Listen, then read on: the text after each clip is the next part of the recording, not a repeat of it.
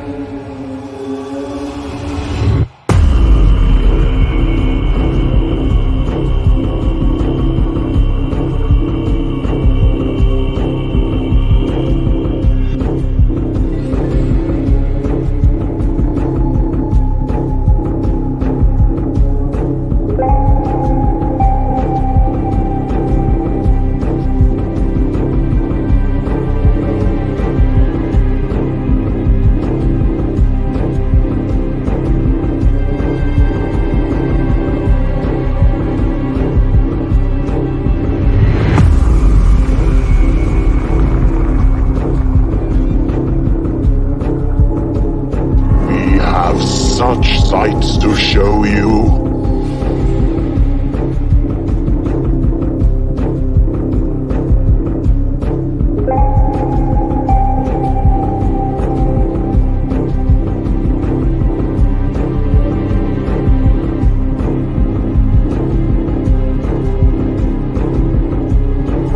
We'll tear your soul apart.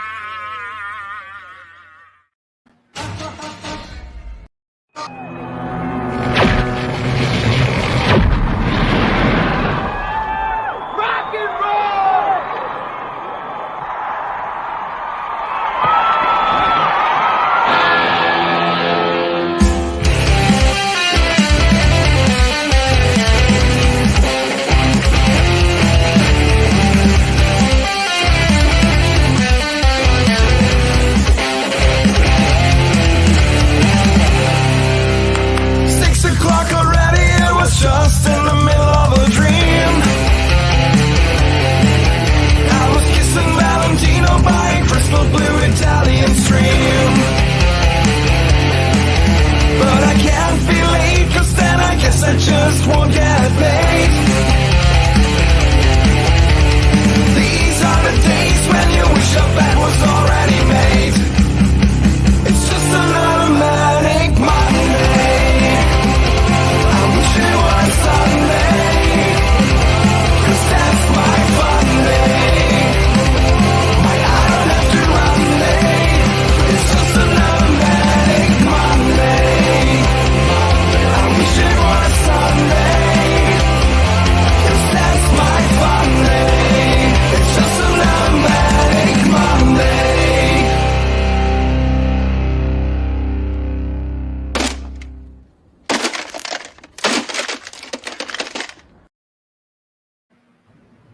Woo! Aw, shit. Why, hello, everyone. What up? What the hell is Monday again? What happened? I don't know, man. Dude, Shit, I blinked and here we are again. Yeah, I don't know where this week's going. This week went fast. Crazy fast. How's everybody doing out there watching in DCS World? We got Zigzag, the Colonel, and myself here with you yet again for another Monday Maniacs. Later on, we're going to be talking to co-founder of the Colorado Festival of Horrors coming up September 10th through the 12th, Mr. Daniel Crosier. Is it Crosier or Crosier? You know, we'll have to get clarification on that because I don't want to be butchering his fucking name all night. You know, I don't either. Yeah. Call him Daniel for now. Dude, Daniel. I'm just going to call him Dan the Man. Dan the Man. Dan the Man. They got a HorrorCon coming together. Their first time they're having actual folks and guests live and in person. So it's exciting, man. We're going to figure out first why the fuck he would want to bother with a headache of such massive proportions. And then what goes into it, stuff like that. He's pretty funny. We went on their podcast last week, or was it 2 weeks ago? Boy, I'm all gapped out here. 2 weeks ago, yeah. 2 weeks ago, yeah. 2 weeks ago. And, it was a good time. And I think he'll be fun when we get him in here. Yep. We'll see. But we're also going to be ranking our top 5 movies from 2008. And, man, this was an easy list to do. No, not at all. Right, Colonel? Dude, this list fucking sucked. Who picked 2008?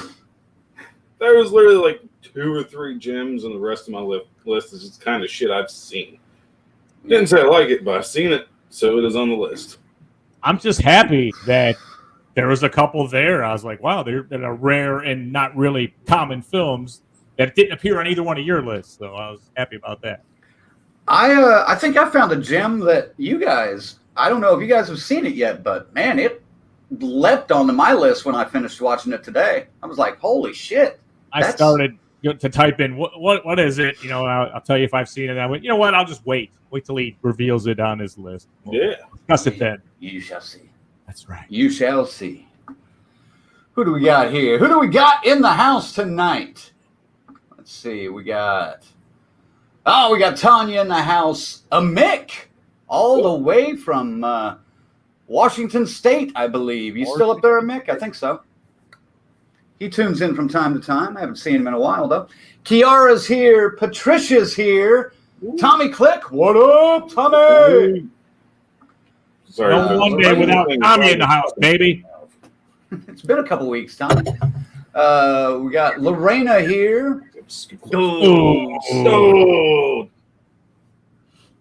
Kiara is, here's the heartbreak. She's preparing her mind to turn 20 on Thursday. What?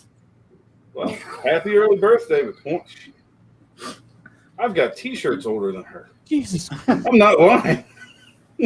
Not a bad thing. Just youth. That is the youth. You know what? That is the most depressing thing I have absolutely read tonight. I know, right? Hey, man. S. Michael's here. Mick has some good recommendations for you there. Here, Zigzag. He says, in Colorado, he says, go for the con, stay for the weed. Yes. I said that was my initial greeting to the folks when we went on to the countdown was, hey, I hear the weed in Colorado's pretty good. So we'll see. One of these. We'll have to get up there. Yeah, they're on the hit list now. We got to go get down there. Sponsors this year. Next year, we lay waste to the whole place. Here's hoping the timing works out. Right. We'll see. So, Peter Anthony's in here. What up, Peter? If you haven't checked out Peter, he's got a fan film coming out in November. Roseblood. We're all pretty excited about. He's going to be making his late push on it next week. We should, let's make sure everyone is here next week and hear him out. It might be kind of interesting to hear what the folks may have to say about Roseblood and its final push to get it done here. Mm-hmm. I think it'll be cool. Next week we will have Peter on with us, along with Terry Kaiser and Lar Park Lincoln, the stars of help me. Oh man, I don't remember the guy's name. It's the boyfriend. Was it the love interest? Friday 13 Part 7. Yeah. Yes. We'll have that ready. Peter, we didn't do the research for that yet. That's next week. So, dude, we'll have it nailed down. We'll have it nailed down by the time we go on the air. Kevin Spiritus. That's it. That's it. See, I got the Spiritus before he told me who it was. I remember the last name afterwards, but Peter, allow me for Crank. Add a warning. I may be Kevin. Yes. No, I'll be a little more prepared than that. We'll be ready. No, dude, I was standing out in the heat for 7 hours yesterday DJing a party outside of a dispensary, and You know what? That sounds like a wonderful place to be. Yeah, not in 108-degree weather, no. Magical and... No. Uh-oh. We fucked up his name, so Peter says, I'm officially canceling the show. Can't blame him. Can't say I blame him. No. Don't tell anybody. All right. Let me do the sales pitch if I can stumble through that. Hey, don't look at me. We got a couple of little surprise. Yeah, why don't you guys mouth talk the sales pitch sometime? Let's see you guys do it. But you see this shit? Please buy this shit. We'd appreciate it. Shit. That's Lori Thanks Strode. for watching. Not for sale. Oh, go ahead. Okay, you guys are awful. Follow us on social media, Facebook, Twitter, Instagram, and Twitch. And don't forget to hit subscribe and that bell on YouTube.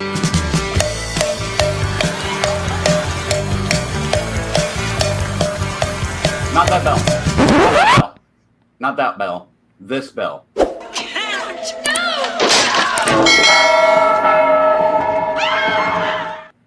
Much better. Also, make sure to get on over to our website at deathcursesociety.com where we've got everything backed up and logged. I didn't even realize we didn't have our short films available for everybody until I was messing with it the other day. But those are available now for everybody. They were just available for the members, which you can become by hitting join on the website, becoming a camp counselor, a crazy Ralph, or a final girl, and you'll have access to stuff before anybody else. Or guy, yeah. Or guy, final guy. Yeah. Also, get over to our shop where we've got some T-shirts. I got a couple of new objects I'm going to show you guys tonight that we just put together. One that may only be available for a short time. Seriously. We'll see. And that C stands for cease and desist. It might happen from time to time, you know. You know, he is kind of busy with the lawsuit right now, so. They're all busy. Also, check out our audio podcasts on Spotify, Anchor, Breaker, all that stuff. If you don't subscribe to Death Curse Society. You'll burn in hell for this. You'll burn in hell. See, you guys could do that. Someday. Someday. I had a little more fucking flair and pizzazz. You know what I mean? Colonel, we need to, you know what I mean? We got time to bit this thing out. We can really fucking work this thing. I think we can have some fun with this. Speaking of, since I brought it up, I wanted to show off a couple of the products that we just added to the store. Do it. One of them we've announced to the members. One we have not. These are available at shop.deathcursesociety.com right now. Drum roll, please. One of them, this one's, like I said, this one might only be around for a limited time. So if you dig it, go and get it. It is the new Friday the 13th clock. I cannot believe I have never seen one like this. Every number on the clock is the corresponding mask from the Friday film, or Jason from the Friday film. And yeah, all the way from 1 to the remake. And I looked and looked, and I did not see a official product, at least, like this. So let's try it. We've sold one. We've sold two then. We've sold two then. If you bought one already. Actually, I bought two. What we should have done. One to give away at some point, a time to be named later. Here's what we should have done, okay? We'll avoid all this shit. Go in reverse. 11 to be 1. 10 to be 2, so on and so forth. And put Death Curse Society in the middle of it. Say, like, no, we didn't really rip you off. Also, what was the word on the limited edition variant with Pamela Voorhees as representing our number one? That might be an option as well. I just haven't, dude. I've been fucking busy this weekend, man. I'm throwing it out there, man. This idea came to me like what, Thursday? There it is. So, and it's already there. And also, we had a couple of our fans asking for them, and we love the fans, so we try to do what we can for them. Yeah, we are listening. We were told we don't have enough clothing for women out there, so how about some sexy Death Curse Society leggings, girls? Yeah. Look at that. I've already bought a pair. Oh, Colonel's already got a pair on his way. that will be a full shot of the. If he did, he will be wearing them, and we'll have it in full frame for everybody to enjoy. I mean, I hope they got enough room in the front there, eh, Colonel? Shit. Dude, I hope so, because I am going full-blown fucking Spinal Tap, if you know what I mean. Don't chub out too hard there, No. please. But yes, these have been recommended, I believe, by Christy and one of our Tanyas that watches. Probably a couple other people that have asked. I think Kiara even asked about some like months ago when we first started the store. So I'm just saying. Here you go. Who could turn that down? Men, your woman wearing some Death Curse Society leggings like that. Ladies, your lady wearing some Death Curse Society leggings like that? I mean, it doesn't matter. Whoever is wearing the leggings is in for a good time. I just, it's just the way it goes here. It's just the way it is. Look at those things. Good God. We're treading into dangerous territory here. But anyway. There you have it. Thank you, fans, for the recommendations. Hopefully you guys are enjoying them. And we will try to match your stuff whenever you want it done. If we have opportunity. But all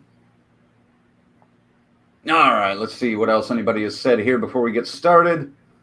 Already. 37. Yeah. Nice. Patricia says that clock is badass. Thank you. Look up on the set here in the next coming weeks. Here, it'll be somewhere. We'll make it'll be up there. Yep. With official Detroit time. Right here with official Detroit, Michigan time, baby. Good news is we'll be able to tell when his internet freezes because it'll say like 8:05 when it comes back it'll be like 8:27. You'll be happy to know that I took the lengths to double the speed of the internet here, so we should have. I don't know, how's it been looking so far? Is it okay? So far, so good, man. So far, so good. So, yeah. Kiara says, I'll have to get a pair of the leggings next week. However, I still want crop tops. I'm looking into those. Stand by. We're not fashion designers, really. So we're trying to come up with good ideas here. Some of the shit just frankly isn't up to par sometimes. You know what I mean? We're not going to serve any crap here. It's going to be all good stuff. Yeah, we're not Metallica. Okay. He's got a point. And Patricia says, I will rock those leggings at the gym. Hell yeah. So, all righty, gang. Who wants to start with a list of 2008? All right, guys. Now let everybody jump at the chance at once. All right, come on, guys. I think it's Zigzag's turn. It always is Zigzag's turn when it's something that sucks. But I did my best. Boo fucking who, asshole? Jesus. Oh, my life is so hard. It's just 2008. I did learn, honestly, that there are a lot of movies I just didn't see at the time. I was starting to I opened a pizzeria around this time, and that ate up a lot of my movie-going time, and I didn't get to see a lot of these till much later, but I did see everything on this list. So at least you got that going for you. And we'll start with number 5.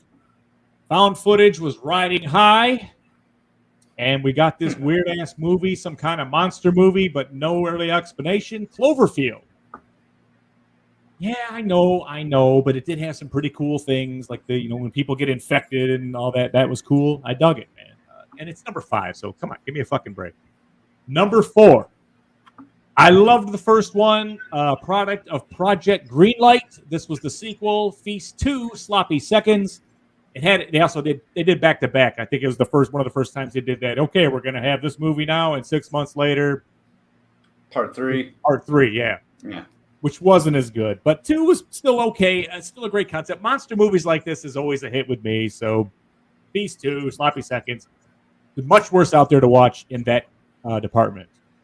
Number 3, a remake, but still very cool. The Midnight Meat Train. Just fucking brutal. And I just love the actor's portrayal and take on this material was fucking awesome. So, I mean, some people hate it. It's too dark, too depressing. I disagree. It's in that vein of Maniacs. So, I mean, that's why it works. Number 2, and very surprised this didn't show up anywhere else. Something I saw just by chance. Even the cover didn't look scary. 100 feet. A woman murders her husband, gets put on a tether, which has a 100-foot distance. The ghost of the husband comes back to torment her, and she can't leave the fucking house. That's the premise.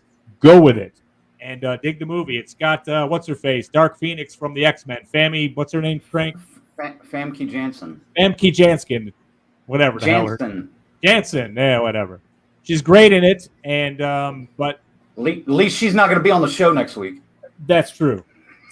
But there's a scene where the ghost picks her up and like kind of paintbrushes her. It's fucking, it's a riot, man. It's like, whoa! I mean, it's absolutely, that's the kind of paranormal shit I like when it gets really, the ghosts get physical, man. Awesome. Don't go there, Colonel. Don't go there, Colonel. What the fuck? What was Don't go there, Colonel. The paintbrush? He was like, I was like, what the fuck? That's what you're pointing out from the movie? It was just a really wild scene, man. You don't see the spirit picking her up, man. And it's, you've not seen the movie. You don't understand. I love it. All right. I'm going to go to my honorable mention. Hey, mute yourself. Get it, Colonel. You don't get it, Colonel. I'm not saying nothing. Okay. You obviously never been paintbrushed. I'll be seeing you in a couple of weeks, man. All right. Honorable mentions. Repo, the Genetic Opera. Every generation has its Rocky Horror. This was our entry, and okay, it is what it is. It's an honorable mention, so I'm going to leave it at that. Honorable mention number 2, The Strangers. Liv Tyler, real world-based horror. We've talked about this in the past. This one's pretty good. And then, yeah, my last honorable mention, Zombie Strippers, Robert Englund and Jenna Jameson. God damn it. Everything you would expect from that title, and I'll leave it at that. Really? It's great, and in a bad way. Oh, God. It has to be awful.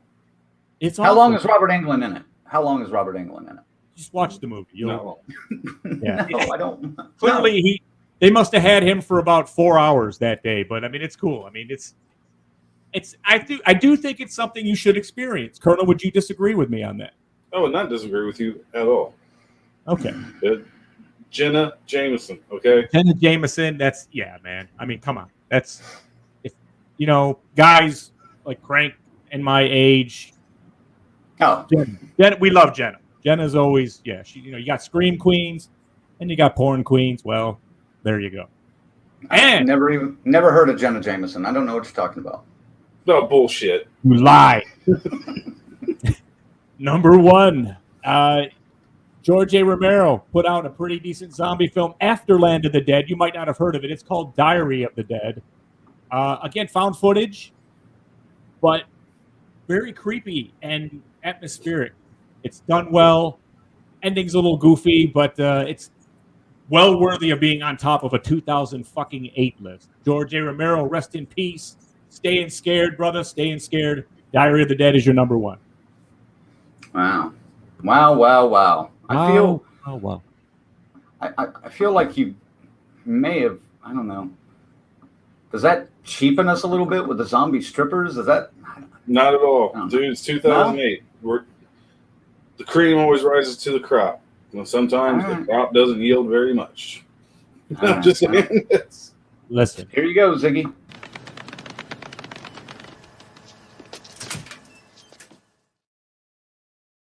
I guarantee you Charlie Sheen has seen Zombie Strippers.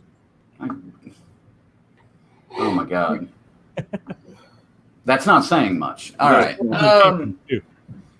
Before we get too much further on, one last thing I forgot to mention. Thank you to our members, our final girls and guys, Corey, Chris, Lorena, Christy, Luke, and Tyrone, our crazy Ralphs, Angelo, and Peter, and our camp counselors, S. Michael, Kiara, and Dave. Thank you guys very much. You are keeping the society pumping. That's what I'm saying. And we thank you. Woo! Oh, Ghost Dave. All right. Ghost Dave, fuck you. All right. We need a list. We got a couple lists in there. I see. All right. Yep. All right. Patricia says her list for top 5 of 2008: The Midnight Meat Train. Number 5. Number 4, The Strangers. Number 3, Let the Right One In. Yeah, Ziggy, why wasn't Let the Right One In anywhere on your list? We'll get to that after this. 2, Repo the Genetic Opera. And number 1, Tokyo Gore Police. Yes, Ziggy, do you have an explanation? I have not seen it. It's one of the ones from 2008 that I've heard a lot about. It just, of course, on that universal list I have, but one I have not got to yet. Full disclosure. Fucking up, son. I'm not going to fuck up. And yeah, I know. I heard it's really good, man. But, I can't in good conscience say, oh, yeah. You just go along with the crowd, with the popular vote. I'll see it. What if it's like Midsummer and I hate it?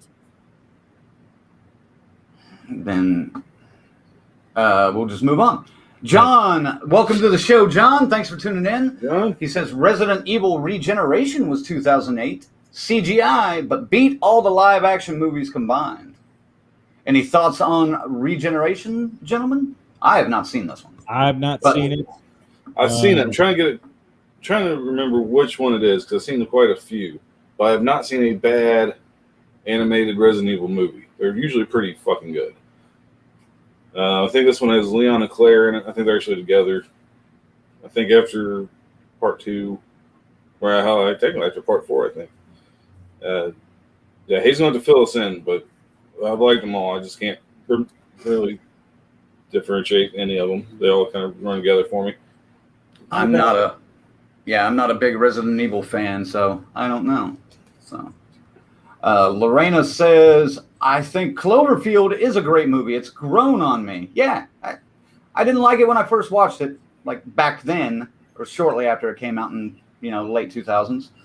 But I watched it recently. It's not too bad. Tommy, you've got a list here, but only 2 of them from the year. Number 2, Cloverfield, and Tokyo Gore Police at number 1. So if you want to give a second try on your bottom 3, all let us know. 2008, Tommy, all 2008. Yeah, that's kind of how we do things around here. S. Michael says his top 5. Number 5, The Strangers. Hello, Liv Tyler. Yeah. Agreed. Number 4, The Haunting of Molly Hartley. He's a Shannon Woodward fan. Number 3, Mirrors. I love a good downbeat ending. I've got one on my list then that you guys would want to see then. Number 2, Pontypool, the most creative zombie flick of the aughts. That was one I was going to look for, but I haven't found it yet. Honorable mentions: Quarantine, Splinter, and The Uninvited. And number 1, Diary of the Dead.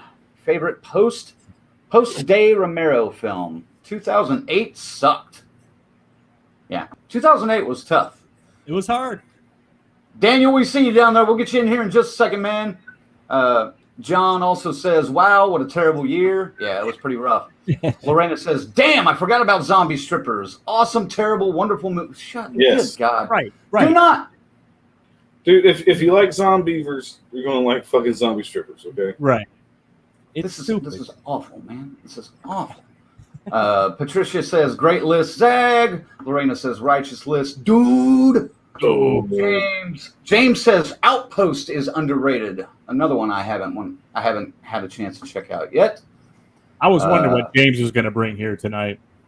I know James is going to bring the deep cuts. He always does. Well, there's one for you. Everyone needs Thanksgiving in their life. That's from James. It looks like Lorena is working on her list. I can't tell if she's finished yet, but... It looks like Kiara has her final list. All right. James says, I like the Burrowers. Number 6. Number 6. All right. Kiara's list. In no particular order, I guess. I'm not sure here. Midnight Meat Train, Cloverfield, The Strangers, Prom Night, the remake with Monica Keena. Oof. That's all right. No wrong answer. Hold on, I got a bad taste in my mouth out of that one. Hold on. It's not like she said Black Christmas. Dude, now I got to go throw up. Now Quarantine is on her list. Honorable mentions: Splinter, One Missed Call, and Thanksgiving. There's not enough Thanksgiving horror flicks, man. No. And it does look like Lorena finished her list, so we'll rattle that off, and then we'll bring in our guest. All right, Lorena's top 5. Number 5, Diary of the Dead. I'm sure it's better than number 5, but I don't remember it very well. I haven't seen it since it was in the theater. Number 4, The Happening. My uncles warned me about this one. Nothing happens. I should have listened. That's a Shamalama Ding Dong, isn't it? And then M. Night Shyamalan. Yeah. No, maybe. I don't know. Number 3, Pontypool. Scared the shit out of me for the first hour, then fizzled. Still decent. Number 2, Cloverfield. I swear this one gets better every time I watch it. Honorable mentions, Thanksgiving. Gotta love a holiday movie. And number 1, The Strangers. Saw this in the theater and didn't sleep well for months because you were home. Yep, that's grounded in reality. Yeah, that one's a good one. But all right. Guys, we mentioned it at the top of the show. We're going to be talking a lot about the Colorado Festival of Horrors, and we have one of the co-founders in with us right now. We're going to bring him in. Please say hello and welcome to Daniel C. And we're going to find out what his last name is. Daniel. Hey! Closure! How are you guys? What up, What's man? up, man? Fantastic. Oh, it's exciting to be here with you guys. Thanks for inviting me on. Sure, man, sure. Okay, so it is Crosier. Crosier, yeah. You know, the sexier way to say it is Crosier. That's the French way. But unfortunately, you know, my genetic upbringing was not that sexy. Well, then you'll fit right in with us then. You're all good. Excellent. I'm in good company. Yeah. All right. All right. Man, we were on your show a couple weeks ago. Wanted to say again, thanks for having us on. That was fun. That was so fun. I can't wait to have you guys on again. Yeah. And the show is coming up here. You've got less than 3 weeks to go before you're on. You ready? 3 weeks. I'm pulling out all my hair. Oh, jeez. Well, what's left of it, right? Yeah. Do you need some tweezers? Yeah. Do you need tweezers to help with that? I mean, we can send some to you. Yeah. Did you see my unibrow? Yeah, it's on. Fit right in. What inspired doing a horror convention in the first place up there? Absolute insanity. We just got done doing DINK, the Denver Independent Comic and Art Expo, with Charlie LaGreca, the founder of Denver Comic Con. Yeah, DINK is an independent, comics expo, focusing on independent comics, because those big box events just kind of overshadow the comic book creators that create that sort of stuff that so much of pop culture is now based off of. So we did that event, and after coming off of that, we realized, hey, Denver really doesn't have a horror convention. We've got some horror film festivals like Mile High Horror Film Festival or Telluride Horror Show and the Stanley Horror Film Festival, but not an actual convention. With all the artists and vendors and doing amazing panels and things like that, and kind of offshoot events. And we had some friends that tried doing their own, and God bless them, they did a fantastic job, but it just didn't stick. So we were like, hey, let's really focus on putting something together. So I got with volunteer extraordinaires, Brett Smith and Dwight Thompson, and then their wives, Jeannie Smith and Lisa Thompson, hopped in. And, we started, building the bones of Colorado Festival of Horror, COFO for short. Right. And that was back in like 2017 or something. And, it's been like a slow burn. And now we're on fire! He's got some energy, folks, if you haven't figured this out yet. I had a cup of coffee before I came on. I'm so sorry. The leg's feeling a lot better, too. So I'm really amped up. And I'm so glad to be away from my bed, which is where you guys saw me last. And I've migrated to my studio. Nice. I mean, Ziggy, what do you got? Well, it's just the whole convention thing in general. I mean, what a pain in the ass. We've been, getting around here and seeing what goes into it. But where does one start like that? Where do you go? What do you want to get first? What do you start in the line? You go for the guests first. You say, take a look at a list, see who's available. You got to start calling agents. How does it work?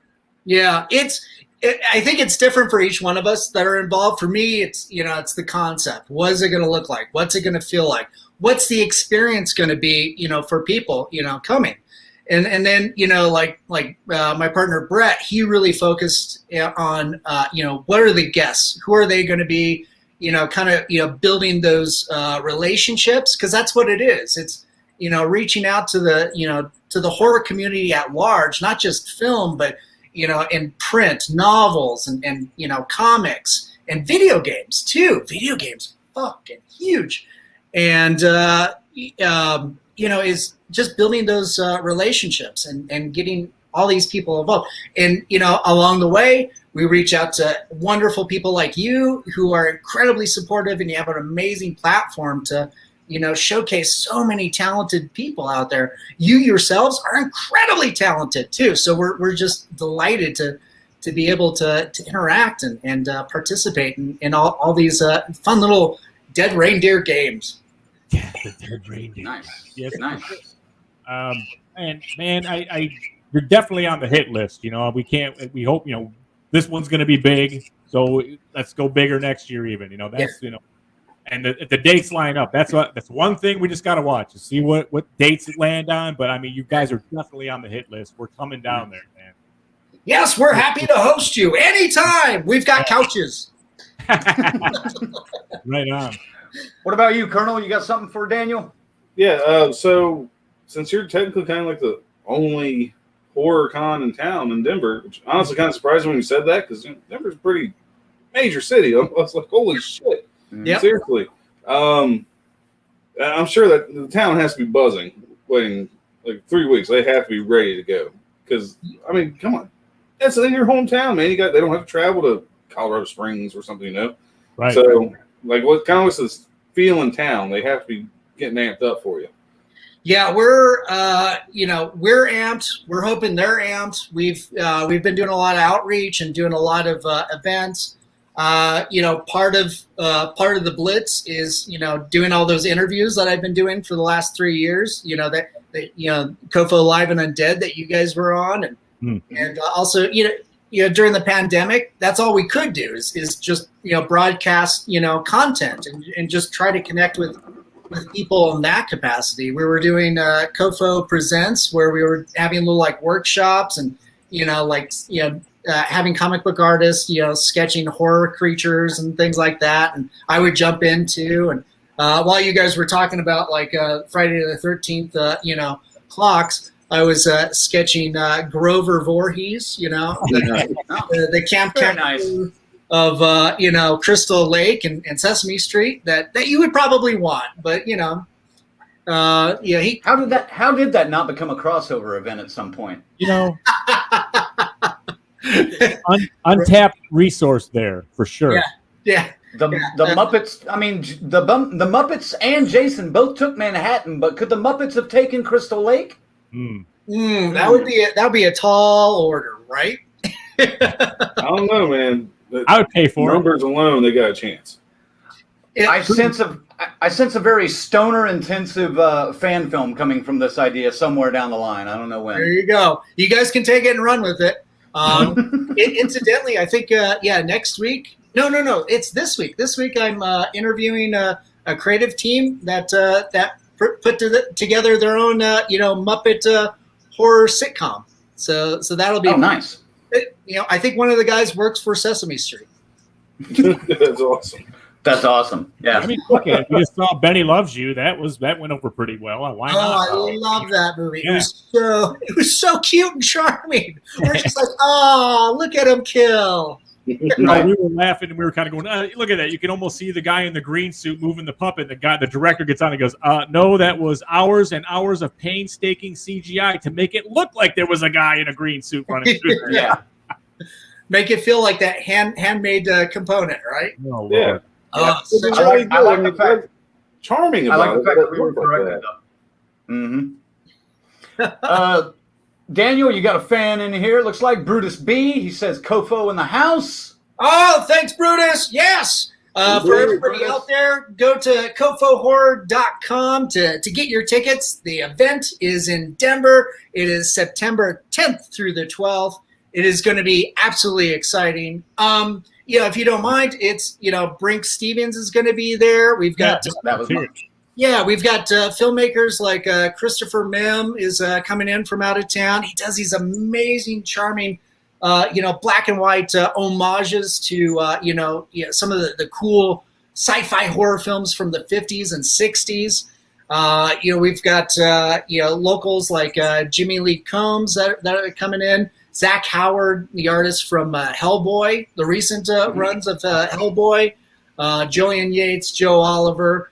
Unfortunately, we did have some cancellations due to COVID. So, we're going to be making, I think those announcements are on the website right now. But Victoria Price, Vincent Price's daughter, is going to be still joining us, but remotely. Unfortunately, Stephen Niles won't be able to join us from, the co-creator of 30 Days of Night, but, he'll be back next year for 2022. But it doesn't matter. We've got a number of other filmmakers and authors that are coming in, and we're still announcing people. So go to the website for updates. Follow us on Facebook and Instagram. We've got some ridiculous events tied into the main event that I'm surprised they're allowing us to do. Lots of blood. Well, that was the next question I had for you. You had was there a beer that was released in honor of this? Is that what happened last weekend? Yes. So Saturday at Outworld Brewery, we had our beer unveiling, Elixir Immortus, and it's kind of has a nice reddish tinge to it. So turns out when you drink it, blood is apparently beer. Who knew? I don't know. Okay. Nice. But yeah, we had an unveiling there, and if anything was a good gauge, it's like these uncertain times with events like this, especially something so kind of untested in Denver. It's like, ooh, are we gonna have a trip? The fucking place was packed, man. Yeah, it was. We had Brian Bonzel from Mikey and Family Ties, incidentally. Oh, yeah. Mm-hmm. And Star Trek: The Next Generation. His band is an acoustic band, I should say. Came and they did a performance that night there, and yeah, we were packed. We were not prepared. That's a good problem to have. Right, absolutely. Well, and hopefully that translates to tickets at the con here in a couple of weeks too. So. Exactly. That's what we're looking forward to. Everything online is looking sharp. We're gonna have a great turnout, and we're so obviously we're so excited. What was the how did that relationship with the brewery come about, and how did that work out to create a new label or a new beer just for this event? How did that work out? So our hats off to our friend Smurf, who's been with 5280 Geek. He's just absolutely brilliant with networking and figuring these issues out. But this was an idea that we had early on, and Brett and Jeannie Smith, my partners, they wanted to investigate that. And lo and behold, in their hometown in Longmont, just outside of Denver, there was a new startup brewery called Outworld, and Brett is he's one of those pinnacle Star Trek fans, right? So as soon as he walked in, he felt like he was at home because everything was sci-fi themed, and it's a family-owned brewery, and everybody in the family, they're absolutely amazing people because they're fabricators, they're welders, they're sculptors, they're artists, they're doctors, they're lawyers, they're accountants. I was blown away with the amount of talent in this family. They designed and fabricated the interiors, So if you go in there, it's just like, oh crap, it's the cantina scene from Star Wars, Nice. or it's you're on the deck of the Bird of Prey, for the Klingons in Star Trek 3 or something. It was it was absolutely delightful. So, I mean, that's where we had the unveiling. That's where the beer is. We're going to have a couple kegs of that at the event. So we'll be, selling that. We've got a custom, pint that,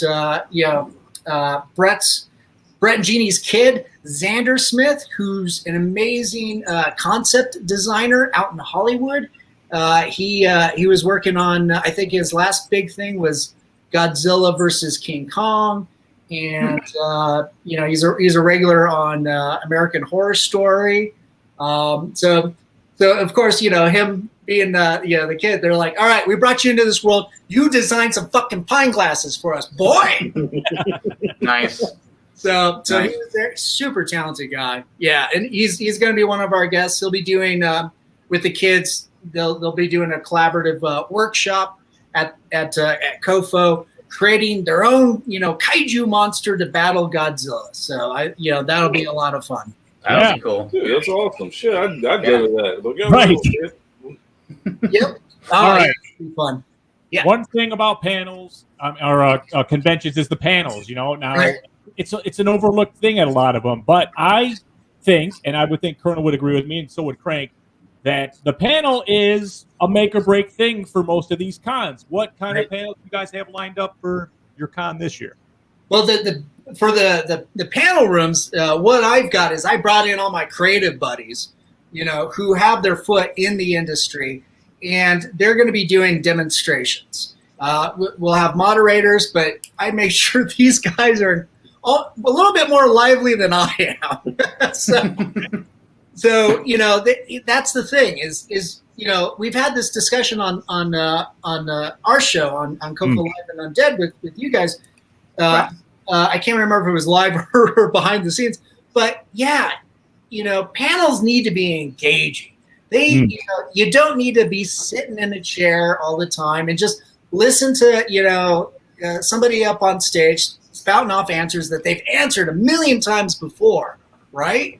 So for us, we want it to be engaging, enthralling. We encourage people not to sit in chairs. If they're doing a demo, kind of gather around, see what they're doing. If there's an artist up there working on something, ask questions, participate in that. You are in that room watching a creation, come to life. So by all means, participate. Yeah, right. Even as an observer, you are participating. I'll say one of the most. I had to cover a panel. It was on independent filmmaking and tips and tricks, and I was kind of like, shit, this is going to be a hour of nothing. Yeah, man, there were tip after tip after tip how to beat the system to get your independent feature made. It's fascinating. It was one of the best things I've ever seen. So I think you are on the right track with that kind of approach. So yes, thank you, thanks. Yeah, it's so it's a lot of that. We still have panels talking about important issues like LGBTQ representation in horror films. We'll be screening Scream Queen, about Nightmare on Elm Street 2. And that experience, I mean, watching that, I was so horrified, and my heart went out to, the actor in that, but also, to so many, gay and lesbian and, actors that had to experience like the 80s and being stuck in the closet and not being able to talk about like AIDS and that epidemic. Right. And so that's something that I think a lot of people, needs to be brought to the forefront and talked about, Yeah, I 100% agree. Yeah. Let me hit a couple of comments here real quick. Kiara says, Daniel, your energy makes this better. And Patricia says, hi, Daniel. I'm hyped for you. Hi, Patricia. Thank you. James says, you're drinking that black coffee like it's Black Flag status. There you go. Yes. There you go. And TV party tonight. Oh, and Ziggy, this one's more for you. Brutus, this is Brad. He says he got the DCS package for Kofo. So. Oh, sweet. Yeah. Right on. Do a little plug because you guys got a fantastic promo code that you were so nice enough. Oh yeah. Oh yeah. And it just kicked me right off of that. You suck, Facebook. It's COFO21. Let me look that up and I'll come back to you. But yeah, you guys are just rocking it. We're trying to help out where we can and just kind of mix in as much as we can here. Also, S. Michael says, I'm in Indianapolis. Y'all stole Peyton Manning from us. Send Von Miller over here, and I'll come to your convention with bells on. Excellent. Well, thanks, S. Michael. We'll export anybody you want, your way. You pick them. I'll put them in the box. Yeah. That's funny. You can have the entire Lions team. Colonel, no shit, right? All right, here it is. Here's my notes. I'm so sorry. You got it? But yeah, definitely everybody, anybody, any COFO fan, anybody, Death Curse Society fans, go to shop.deathcursesociety.com and enter the product code COFO21, all caps, and get $5. Man, you $5 off. You guys are generous. Thank you so much. Get the 5. It's 5. It's a 5. Nice. Official High strength. five. Only available for a short time up to the end of the con, but Yeah, we'll roll it through the con. Thanks. So you guys got less than 3 weeks. Hurry it up. that's right. With the internet, it should be super convenient, right? Oh yeah. It should. We'll see. Nice. Yeah, thank All you. right, For doing that. That's so sweet. Yeah, not a problem, man. Colonel, what else you got for Daniel tonight? See, I know Brad mentioned it, and I've been wanting to know more about it since you guys reached out to us and we're involved with this section of it. Mhm. Can you tell us a little bit about the video dead room without giving away any secrets for anybody that might be going to the shows? I want them to be surprised. Like, I really like the idea behind this, the way it's explained to us. Yeah, Brad Rusk and Art are amazing for organizing this. So they're going to be having a very intimate screening room. It's going to seat very just a handful of people. I think if it's like 20, 25 people, 30 somewhere around there. But we're going to be having a bunch of our guests come in. They're going to be Q&As on some of the content that they're showcasing. So what we're going to have, obviously, I mentioned Brink Stevens is going to be there. She'll be in the main event room screening something and doing Q&A, and then she'll have another film in the video dead room with Art hosting and everything. It's going to be a lot of fun. But I mentioned Scream Queen. We're going to be screening that as well. My friend Andy Scahill, he's featured in the documentary too. He's a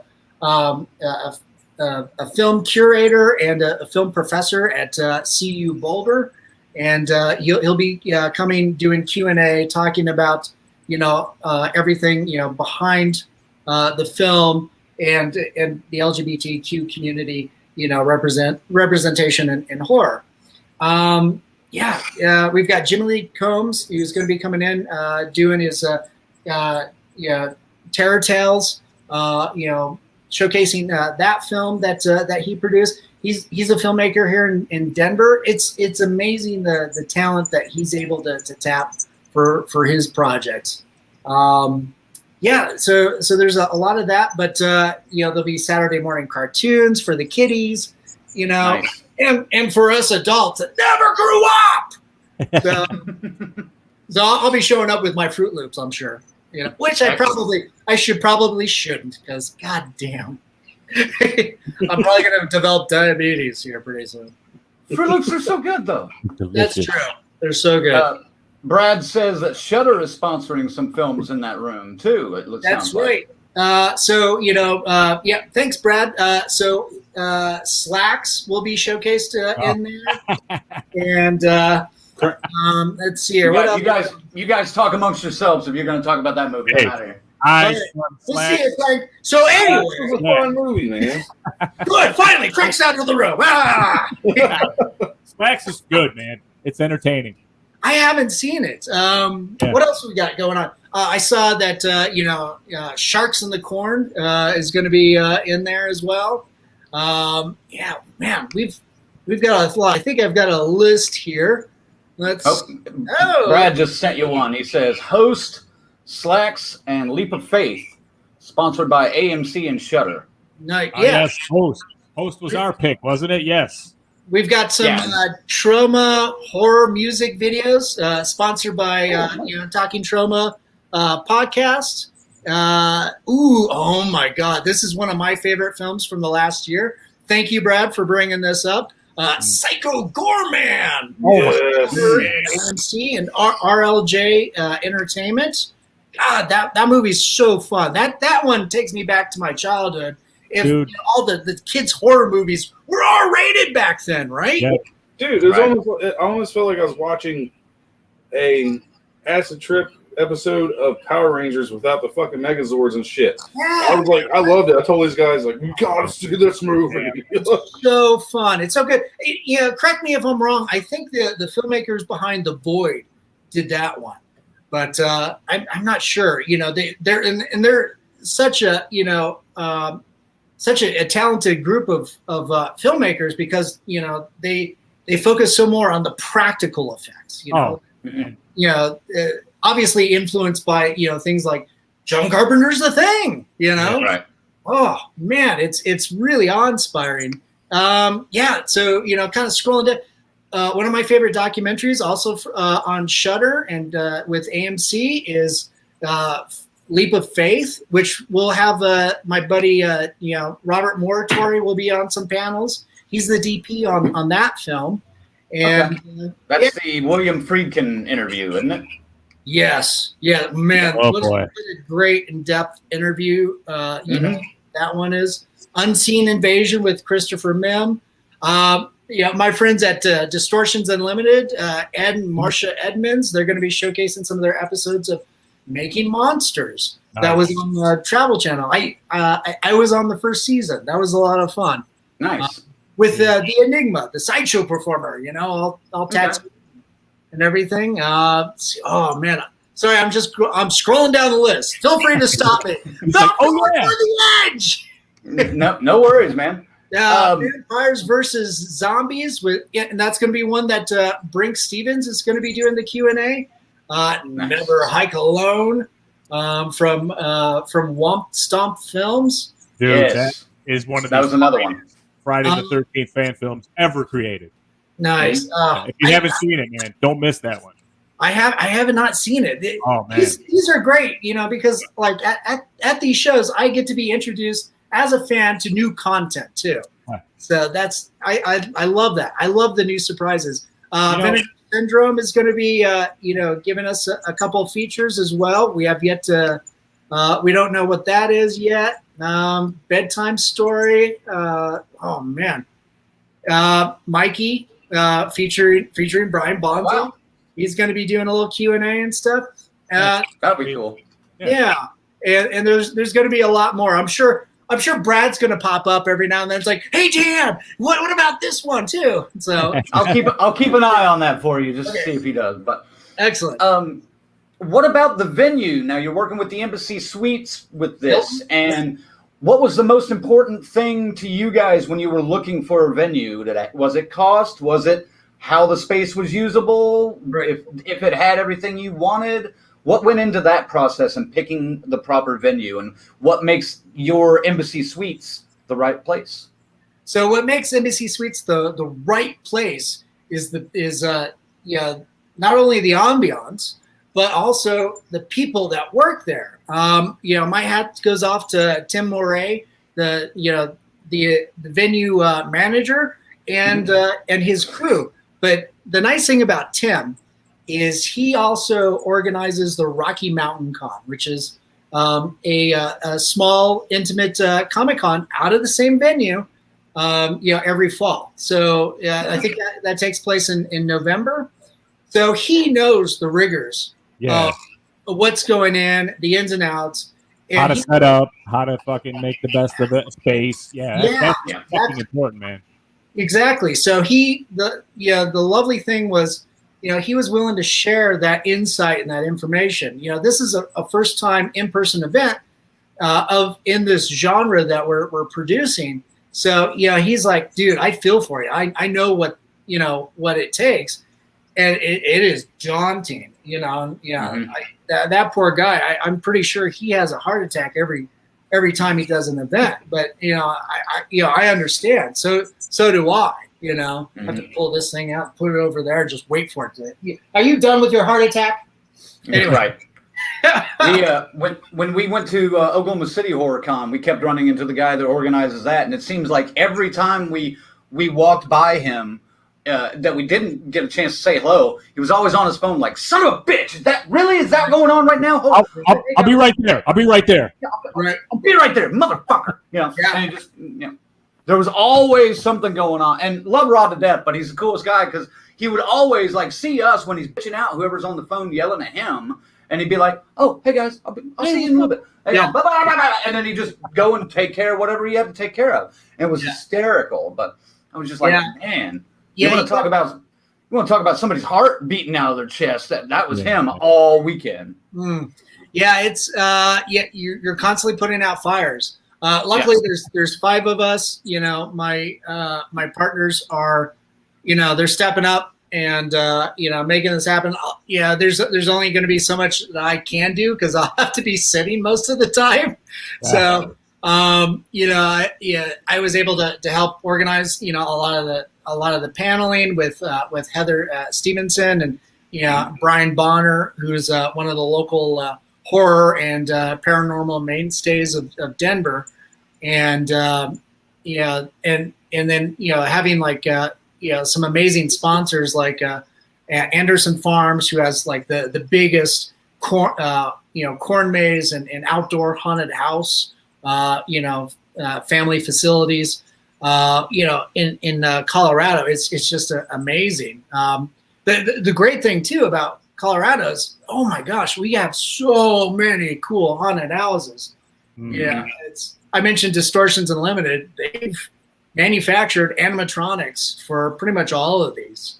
And they're out of Denver, so any one of these that you go to, you're going to run into a Distortions Unlimited animatronic. I have a couple of smaller pieces. They made for years and years ago. I got they were a couple $100, but they're a lot smaller pieces. But man, they are still stunning and scary, and they held up. They're good quality. Their stuff, Oh, it's amazing. It's amazing to see the talent that they work with. Jordu Shell, he's probably one of my favorite sculptors that works with them. He's out in Hollywood. He got his start in Distortions, I think, in the '80s, and then moved out there. He's the guy that designed the blue Na'vi characters from James Cameron's Avatar. Wow. And he's worked on Hellboy. Every now and then you have some misses, and you have to work on the fun, bad, terrible thing, remake, sequel, reboot, whatever you want to call that. I don't know what that was. So much potential. Yeah, prequel. Oof, I'm glad I watched it. I'm just like, what was this? I don't know, but, whoever made the decision to add the CGI over the practical shit they were actually working on should be run out of Hollywood and never return. That was just a sad Hallmark card for a rainy day. Oh, yeah. That was pretty rough.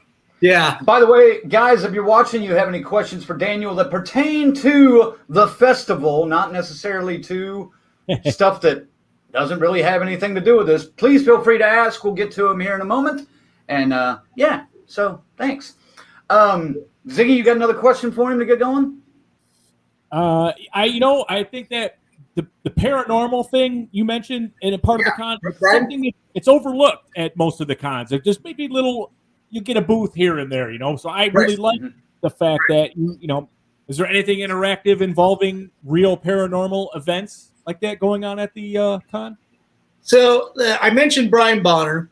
Yeah. And, he's like I said, he's a horror and paranormal mainstay for Denver. He's the guy you go to when you come to Denver as a tourist and you want to do, I want to do the haunted tours around Denver and stuff.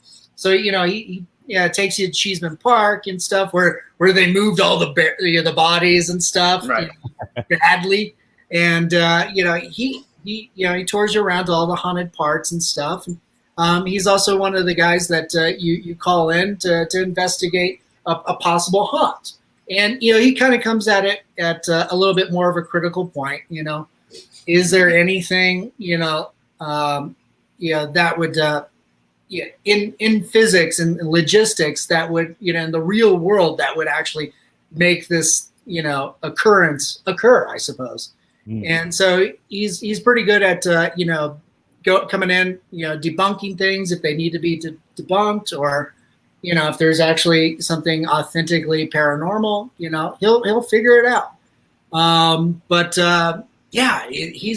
He's just kind of a treasure trove of horror paranormal knowledge. So he's going to be bringing his expertise to a couple of these panels, talking about haunted Denver, the subculture and underground history of the state capitol.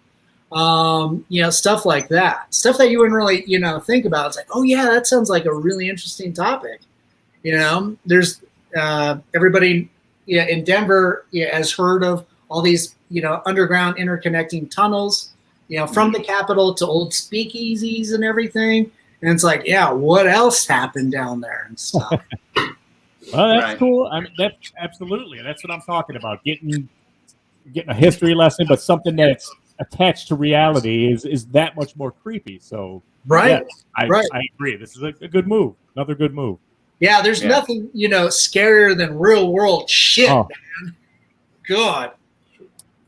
Yeah, what would be, if you found out later that the Embassy Suites was haunted itself, then you don't have to even travel outside of the hotel. You can just, all right, we're going to do a ghost hunt in between days, like Friday night. Be here. Right. Incidentally, they assigned me, for my panels and workshops, room. They assigned me room 2117, which is very noteworthy for Stephen King fans. Yeah, especially in Colorado. Yes, exactly. So which actually, that's a perfect segue into the first viewer question. Ooh. As Michael asked, are there any good horror movie film locations in Colorado besides the Shining one that you just referenced? Yeah, and that was going to be the go-to. The nice thing about Colorado is we have a mishmash of all terrains. We have marshes, we have mountains, we have open prairie, we have hillock prairie, we have deserts, the dunes. We've got all these, ridiculous locations. Colorado, as far as film goes, is under-recognized and underutilized for all our terrains. We have some of the most, unexpected weather too, at times. Colorado is one of those states where you can be right as a meteorologist 30% of the time and still keep your fucking job. Yep. But it produces some of the most, frightful, scary occurrences. For the longest time, we're a part of Tornado Alley. That kind of connects with the rest of the Bible Belt, it's pretty ridiculous. So anything you can think of, except maybe a tropical rainforest, Colorado has. Right. I would wonder what is the tax laws like for the movies? Do they get a break? Like a lot of states have a nice break. For that's.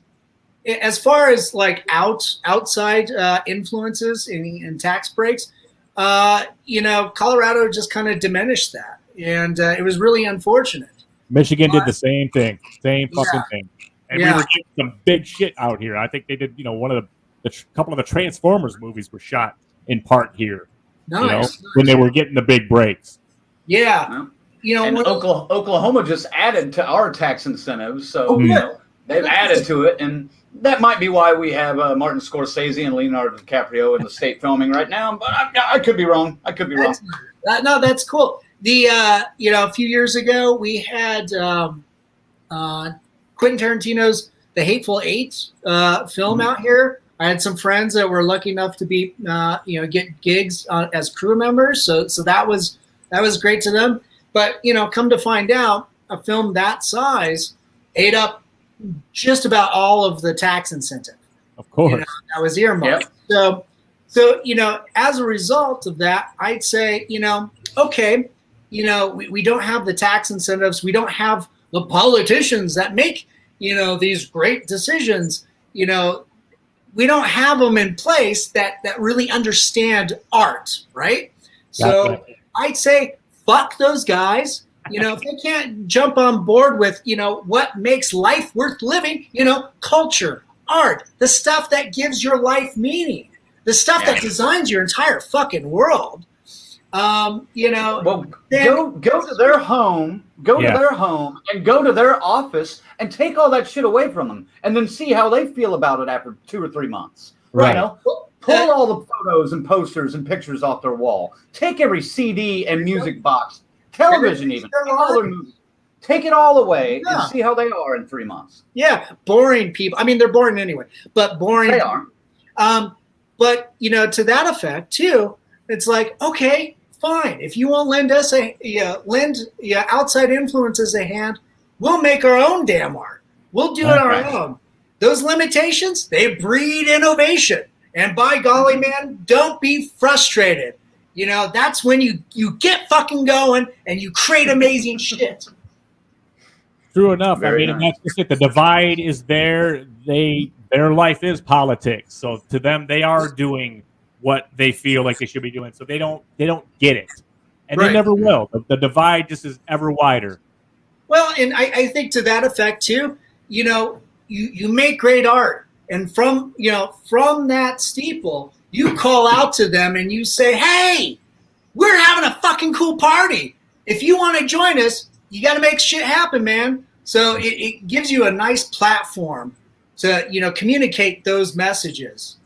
Right. And be angry, be aggressive, but always have that door open. Okay. Besides, going to switch gears slightly on this one, but besides, COVID and the pandemic, what has been your biggest challenge of putting this convention together? Just the logistics of it in terms of finance, right? Your first time event, finance is a tough thing.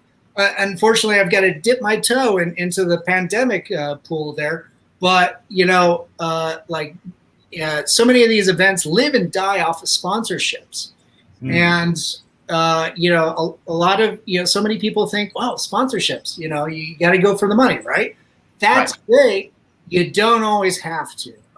We've been able to make it work by reaching out to, a lot of these, wonderful sponsors that were like, hey, we don't have a lot of money right now, but we've got a lot of product. What can you do with it? Oh man, that's great. We'll take your DVDs. We'll give them away as gifts. There'll be door prizes, things like that. So there's a lot of creative ways. Oh, well, we need materials. We need sketchbooks and stuff like that. So you go to the art supply houses and it's like, yeah, we can't give money, but, it's like, well, that's fine. I need a shit ton of your Sharpies and just a stack of your newsprint, giant tablets and stuff for all kinds of our creative events. You got to think very creatively on that. The money will come by later, and usually first year events, if you do a really solid job, you break even. You're not making money. So anticipate you're probably not going to make any money. You're probably going to be in the negative zone. And, it's like, that's okay. It's not a failure. Okay. Just persevere. It's like, okay, what did we do good? More importantly, what kind of, negative feedback did we get, and, it's like, how can we curtail that? How can we improve on that? It's like, what resources do we need? Do we need more personnel? Maybe we need somebody that has, a different type of insight, It's amazing where all those, resources and influences come from, it's fun. Even if you think it's an abject failure, you're still learning, and I think that's a beautiful thing if you're able to take some kind of lesson from it. Right. I will mention this. Ask the hotel venue and whoever the manager is there, what is the contingency plan if the AC goes out on Friday or Saturday night? Because 4 of the last 6, I think, conventions I've been to have had AC problems at some point during the weekend. So Wow. Good. So check on that and see what he says. All right. No, I appreciate that. That's actually a really good idea. Yeah. Because that's something that I myself haven't. Brett might have already approached that subject, but I haven't heard of that in meetings. So yeah, that's a good point. Check that out. Because you go to those big box events at big convention halls, and then fuck, man, I can smell Bill from 20 miles over. Oh, it's awful, man. It's awful. And then I get self-conscious, like, who's smelling me from 10 miles over? It's like, oh, geez. Yeah, and there's some of those too that the AC is working fine, but there's just so many people, right? Yeah. Right. And deodorant is not optional, folks. You really need to clean up, wash yourself, and put something pretty on, for fuck's sake. Please, we're begging you. I almost think that needs to be started handing out at the door, like part of the VIP packages. Like, why is a speed stick in here? No, not even that. Just have a guy there dressed up as a sentinel or something, and just like, hold on, arms up. They got. We have a new sponsor to go to. What was it? Old Spice. There we go. All right, let's lighten it up a little bit. I got a question for all of you guys, and Daniel, we'll come to you. I want to ask these guys first, but if you were booking a con, what would be your dream get? What's the white whale? What's the one you want to go for? You really want to have? And it doesn't matter. Living, dead, I don't even care. I just, I'll start it. For me, and selfishly, the only Friday the 13th I've never seen on the big screen is Part 2. So I would want to see a panel of Part 2 reunion and the fucking Friday the 13th Part 2. Crank, go ahead. Wow. Yeah, really, motherfucker. Hey, it's the only one I've not seen on the screen. There's other ones you got there. Come on. You're gonna take my answer, aren't you? You set this is the motherfucker. This was a setup from the moment you opened your mouth. I know this was. It was not. It's the only. Colonel, Friday go ahead. Go ahead. Tough. Let me think of something. He's got to think. Tough one. What are you thinking? I'm thinking too. Don't worry. Living or dead? Sure. Man, if I could turn back the clock, do a horror con, I would have to have Wes Craven, John Carpenter, and George Romero all there and do a Masters of Horror panel. And just, because I'm never going to have a chance to meet Carpenter. I was lucky enough to meet Romero. And Carpenter, he's few and far between at these cons anymore. So if I can have all three in one room at the same time. Ooh. Colonel, can we add Fulci, please? We can have Fulci. I like Fulci. I'm not as big of a Fulci fan as you are, but I have to add him. That answer. All right, Crank. All right. If I was gonna do something outside the pale, I guess, I would try to get like Jamie Lee Curtis, John Carpenter, and since we're bringing people back from the dead, Deborah Hill. All the cast from the original Halloween, as much of that as we could do, and even throw Tony Moran there on the end, baby. Just to be like, so everyone can look over at him and go, "Oh, by the way, what'd you say?" Let's clear this up right now. You think that panel wouldn't be packed? Yeah, that would be a mandatory viewing for any horror fan, in my opinion. That's a good get. See, there you go, man. Yeah, man, you guys have such solid picks. I'm going to be a little bit different here and kind of a little bit more romanticized, I suppose, just because my first pick would be Vincent Price. I had the privilege of interviewing Victoria Price, and her reminisce. He's a stellar film actor. House on Haunted Hill. Oh my God. Vibes. Yeah. Oh yes, such a beautiful film. And then of course, growing up as a kid, I think I was like 13 or 14 when Edward Scissorhands came out, and just his cameo just melted my heart. So I kind of have a little mishmash, soft spot for that. But being able to interview Victoria and talk about her childhood with her dad, just melted me away. And I did have the privilege of seeing Romero during a panel that they filmed for the documentary Dock of the Dead, also with Robert Moratori as a DP. And that was absolutely delightful and exhilarating. And he's, he was so charming and just, man, he was just so on point with everything and funny as fuck. Jeez, I'd love to see, John Carpenter as well in person.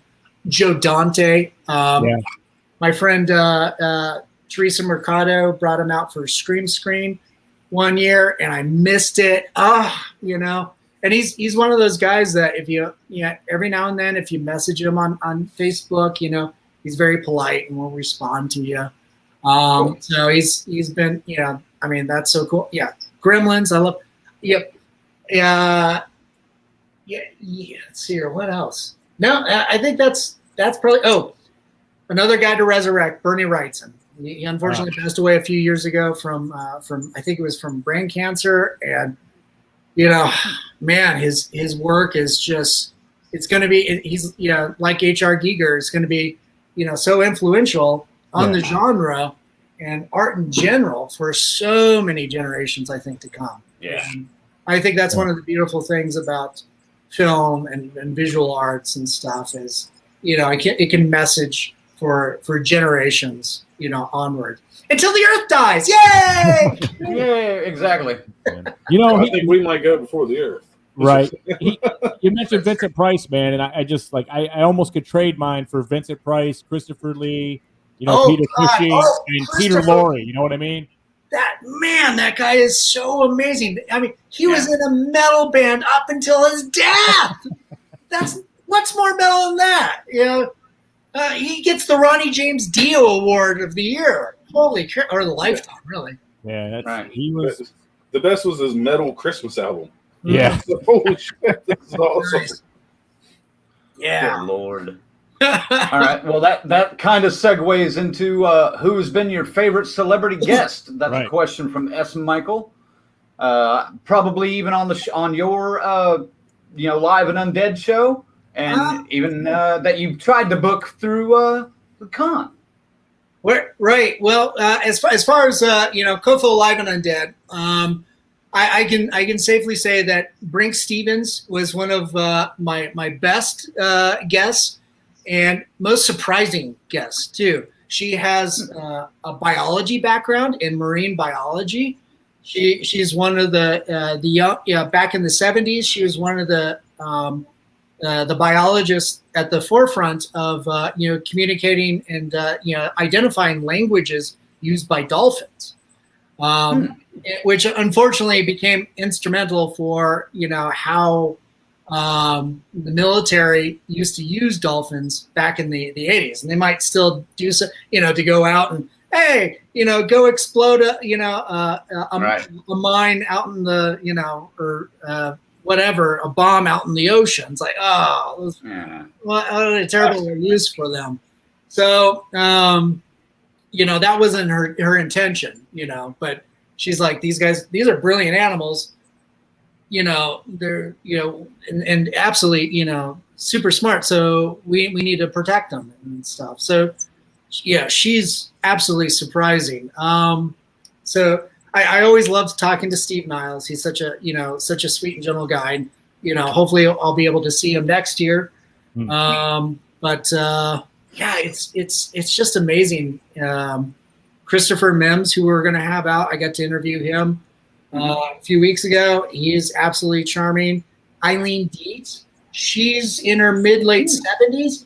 She has the energy of a 70. She's somebody that can just rolls right over me. And her energy is infectious. I think somebody I'd love to talk to would be like Jodorowsky. He's the filmmaker behind Holy Mountain and El Topo. Like the midnight movies, that started in the late 60s and 70s and stuff. And he's another guy that's pushing 90 and still has the energy of a teenager. So I'm just like, oh, just please plow over me. I don't mind. You know, anything you say in French or Spanish is going to sound awesome and sexy no matter what. Very nice. We're going to keep you for just a couple more minutes, and then we'll let you go. But He's got a list, too. Appreciate you. Oh, yeah. Okay, cool. I've got my top I've got a top 6 list. I couldn't put it down. So, yeah. Okay. I didn't get it, so I don't have posters for you. But, Colonel, you got one last question for Daniel before we cut him loose? I kind of do. A small one, because I'm backtracking quite a bit. Back a little bit. So, again, kudos on the beer. That's fucking awesome, because I'm a beer drinker. I would love to try it. Yes. I'm really surprised the stoner of the group didn't ask you if you had talked to any dispensaries. Well, you know, I'm a little shocked, so I'll ask for him. Okay. You probably forgot. No, I didn't forget. It's just, it's not, you know, I mean, it's been legal there a little bit longer than it has where I am, but, it's tepid. Some people still look at it as taboo and stuff, even though it's totally fine. Same as drinking a beer. Fine. Yeah. Right. You know. Like my mom does edibles. Oh, my gosh. You know. Oh, no. What a menace. Yeah. Well, she is, actually. So do you have any sponsors? Yeah, I can't remember where I put my edibles. You ate them, Mom. Okay. Yan, are you there? Yes. Jesus, fuck. Who said that? I love you, Mom. Dan, I'm going to knock over a liquor store later. Do you want to help me? No. Prank call. Baba Booey, click. Yeah. It's like. We reached out to some distributors, and unfortunately, because of the location that we're at, couldn't make it. So we're hoping that we can reconnect, do some outside events, like, that's the other thing too, is like, this might be the main big event, but we're so wanting to connect with the community. We're happy to do other stuff too, outside events, whether it's hosting the screening, whether it's, me obviously doing more interviews, but, doing something with, the weed shops or something. Maybe we do a costume party where everybody, comes to Ziggy's or Euflora or, Sphere X or something. And, gets high, I guess. I don't know. Who doesn't want to see a stone Dracula?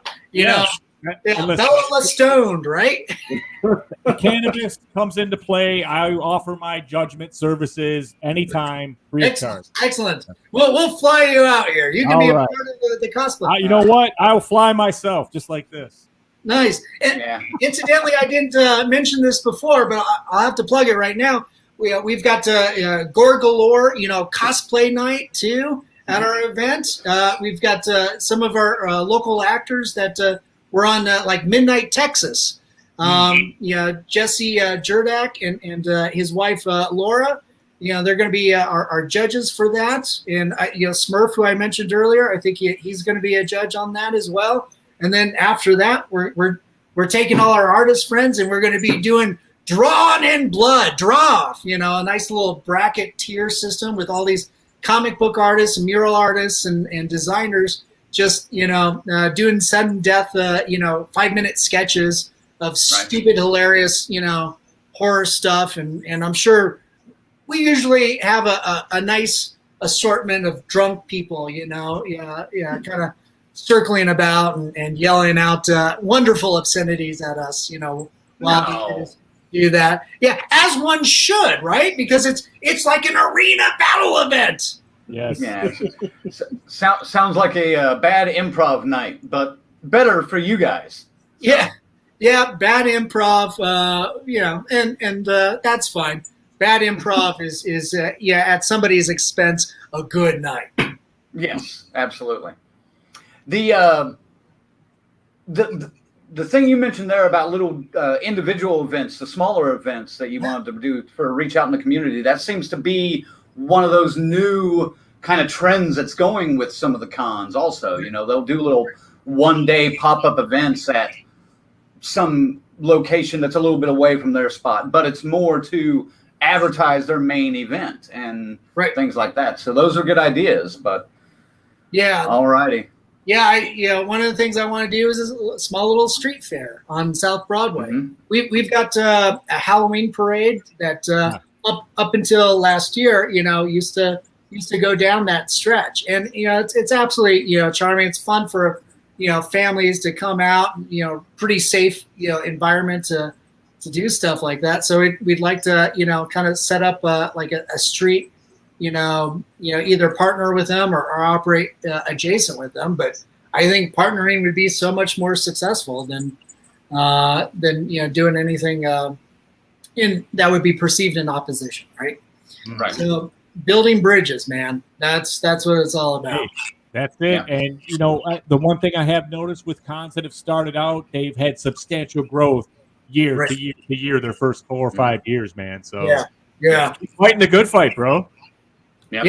Yeah, we're excited to get in there and just, meet new people, the attendees that are coming, vendors, the artists, filmmakers, authors, you name it. Horror is one of those, genres and modes that, are just filled with so many wonderful, passionate people that just love that. And, they don't care what you're doing, just as long as you're doing something, in that realm that they love. That's one thing I noticed about like going to a Comic-Con, where it's kind of, it can be tepid, you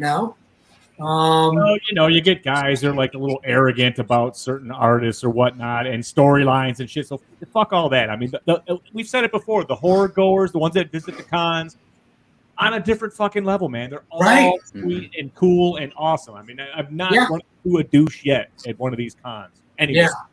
Yeah, no kidding. Yeah, I totally agree. Oh, Frank's like, I got one. Frank's running. There might be one. Who am I forgetting? Oh, we'll talk about it later. Yeah, we got something. You're sleeping on it. We don't need to call You're anybody. sleeping on it, man. It's kind of like zzz. You're sleeping on Oh, I got you. Never mind. Well, that's different. That's a whole different ball of wax. That wasn't really a con goer, so I got you though. I got you. All right. Well, let's get Daniel's top 6 horror films of 2008. What do you got? And if I do have a poster, I may throw it up. Well, I noticed some of my picks, were listed, and I was really happy to hear so many of them too. It's like, oh my gosh, these really resonate. That's great. Okay. But number 1, Let the Right One In. That I think I have to say that is my favorite vampire film of all time. It's a wonderful dramatic piece. I think through the 80s up until like Bram Stoker's Dracula, which it's a bit of a flawed film with some of the performances, but it's such a visually stunning one. But you got Lost Boys, Fright Night, so cool, and you've got a few other ones that I'm missing right now, but. Let the Right One In kind of made me revisit that genre, and I thought it was just so awesome. They did that remake, Let Me In, the American remake, and I was like, for a remake wasn't too bad, But I preferred I think it's Scandinavian. Those out there that would know better because they're more connoisseurs than I am. I'm just kind of a spectator. In horror, it's just something I like. But Pontypool that was mentioned, love that. Oh my god, that was what a unique film. It's one of those things. You don't have a lot of money, you don't have a lot of resources. Do the whole film, just in a radio booth, right? And just use audio, so much audio, and then tension and suspense building in that space. There's a film that I think Amazon Prime put out this last year called The Vast of Night, where it used radio shows. I was like, that's really clever. I know a lot of my friends are like, well, this is fucking boring. Man, it grabbed me. It's just like, oh my gosh. I was like, suddenly I want to listen to radio shows again. a lot of people picked Cloverfield. I thought they had great horror elements. I don't think I could watch that one again because the shaky, pocket phone camera thing. It's I think that was probably the height of that shaky camera. Oh yeah, it was. I think that's it's like, okay, I think that genre is kind of done. I hope. Oh, what's that? I hope it's done. We hope. Right. Yeah, I have a hard time when it's just a small, intimate, talking scenes. Like, why does the camera need to be shaking? There's no real tension here. I don't get it. So, Midnight Meat Train. I thought that was a nice little nod to old, Clive Barker days, and it's also I can't remember the director. I think he's Japanese, but it's got that a little bit of that neo-Japanese horror, kind of like torture porn, but not. I didn't feel really. It just had a really a wonderful story, and I thought it was just a really good horrific film to watch. And then for 5 and 6, some people were mentioning Thanksgiving. I love that film just because it's so cool and clever using puppets. It's cheesy as fuck. It's a mind trip. It's a great film to get stoned to. I'm friends with some of the filmmakers, the Dewey brothers, and I thought that was so much fun. And another one, I didn't hear this one, but somebody might have mentioned it. Repo, the Genetic Opera. I've watched that a couple times. Every time I watch it, I appreciate it a little bit more on how it's kind of takes me back somewhat to like the Rocky Horror Picture Show days. I think the music was way better and everything was so much more fun in that one. But I really appreciate what they were trying to do in Repo. Some of my honorable mentions, I think I heard these mentioned: Martyrs, The Strangers, the home invasion stuff. Purge, that freaked me out. The Strangers freaked me out. I have a hard time getting through and watching any of the Purge sequels. Just it's like, oof, because real world horror stuff, that is the worst. We just had a guy on last week who was telling his story about a home invasion that he survived. So man, oh, that poor guy. Oh man. Yeah. I'm glad he survived. It sounds he survived, right? Yes. Well, yeah, it wasn't a Ouija board session. I mean, we got one. I mean, I do have a Ouija board. Ouija board, damn it! Well, there is. Oh, sweet. There is, but we're not using this on the show. No. I mean, I have a hard enough time keeping viruses off my computer. It's going to be haunted if I do that.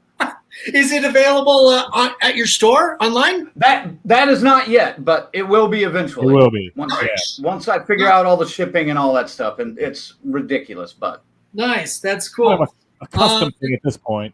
Yeah, and the last one is Eden Lake. With Michael Fassbender. Yes. And that one was another tough one, but it was it's one of those where you really root for the final girl, right? The heroine. Mm-hmm. So I as grisly a movie as that is, I really like to be able to root for the heroine. Either that or they better come up with another Jason. I think that's how I was able to get through the Hatchet movies, right? Because you got Hatchet face. Right. Well, I actually just watched Eden Lake, and wow. I was shocked. I had never seen it before. I don't know how it. Well, I didn't watch a whole lot of movies in the mid to late 2000s, but okay. I was pretty impressed by that one. I'm glad you brought that one up. So cool. James is in the house. What up, James? Better late than never, buddy. Welcome. Cool. And not seeing anything there. Okay. Well, man, September 10th through the 12th. The Colorado Festival of Horrors is at the Embassy Suites in Denver. If you are in the area, or even if you're not, get over to the area and pick up tickets at COFO, COFO horror.com. And Daniel, thank you for coming on the show. A little quid pro quo, I guess you could say. You know, didn't that get a president in trouble recently? I don't remember. No, not really. It's fine. It's fine with podcasts, not with presidents. I guess I don't know. But, hey, man, this con is DCS approved. We think it's going to big places. You know, we've sent our wares to give away. The boys can do as they will. There's a bunch of those going down on their way, already there, as a matter of fact. Already there, yeah. Awesome. We will be giving those away as prizes. Make sure to show up to COFO, to Colorado Festival of Horror. You know, hit us up if you have any questions. You know, info@cofohorror.com. I don't care. Hit me up at Dan at cofohorror.com. And it's going to be fantastic. We can't wait to see everybody, to see you guys. Hopefully, we'll get you three out there next year. Yes. Let's definitely talk about next year. Yeah, we'll get to that. So let us know how it goes, though, man. And we'll stay in touch afterwards. And we'll get a recap from you. See how it went. Excellent. I will chime in. You know, it's like I'm your correspondent on the sites. Dan, it's a little windy outside. You know? Oh, there's Bambi and Godzilla. Yep. Strangely, Godzilla lost. He was overweight and he had a heart attack. He didn't want it. Bambi's fast. Bambi is fucking fast. Today's super deer. Man, it's all the GMOs and all the steroids that feed these deers these days. Thanks so much, guys, for having me on the show. This was so much fun to reconnect with you. And, Good. Can't wait to do it again. Yeah, get ready to rule that thing, man. Just blow that baby up, kill it this coming couple of weeks, man. And I can't wait to see how this thing grows. Appreciate it. Thank you for your support. And long live Death Curse Society! Man. Later, Daniel. We'll catch you next time. Cool cat, man. Yeah, man! I want to get to Colorado, even if it's not for the con. I would just want to get to Colorado and go have a beer with that guy. Yeah, he's out there. He's cool. Maybe we can have the horror beer that they created. That's a cool concept, man. I want to try it. I'd have to try it, even though I'm not much of a beer drinker. But I mean, I'll give it a swig just to see. I don't want to piss anybody off, I'd buy a bottle, let you have a sip off mine, and drink the rest of it. Right. It's all good. Right. Oh man. Let's see here. James is asking, y'all gonna do hoodies? Hoodies are created, they're just not available yet because it's not cold yet. So, but it's getting there. So probably in September we'll be dropping those. So stay tuned for that. Like I said, I got one because obviously I'm a big shot here, and I wanted to get one just to see how good it would be. And man, they are fucking sharp. They look great. And you'll be totally satisfied. So just keep an eye out, a little bit colder, and we'll have them up there, man. Yeah. I'll be honest, I got one too. Yeah. And Colonel's a big shot too. I'm a big shot and a big man, needed a big hoodie and took forever. I didn't get that fucker to June? I didn't even have a chance to wear it yet. I was going to say, you got it at the peak of summer, so you haven't had a chance to wear it yet. Kiara enjoyed our guest tonight. Kiara, she says, he was awesome. And then James says, yep, he's going to get one. Hell yeah. All right. So we got to get back into – hold on. One more thing. Kiara says, I need the DCS logo and more color options like blue, green, or purple. I mean, the logo is kind of just, it's the red and white. What's wrong with it? Oh, we did that blue skull one. That's the only one we did a variant on at this point. No, there's the rainbow one too. Oh, the rainbow one. The pride one. Right. But she has the pride one. She just likes different colors other than red, I guess. I agree, and I think that's something we could probably get away with. We just got to find the ones that look the coolest with the way, there's a couple of colors involved in outlines and shit like that and shadows. So it's all got to line up good. Yeah. Let me see. I'll see what I can do. I got an idea. All right. Chris says, I've always wanted to check out Denver. I'll have to plan a trip for your con sometime. You were easily the most energetic guest so far. Thanks for coming on. Yep. Dave says, I'm in Canada. We live in igloos. I need a hoodie. Right. Dave's still with us, man. He had to bounce off his shitty internet earlier, but he's back. It looked like it. And Kiara says, nothing's wrong. Just more colors would be cool. Okay. We hear you. Yeah.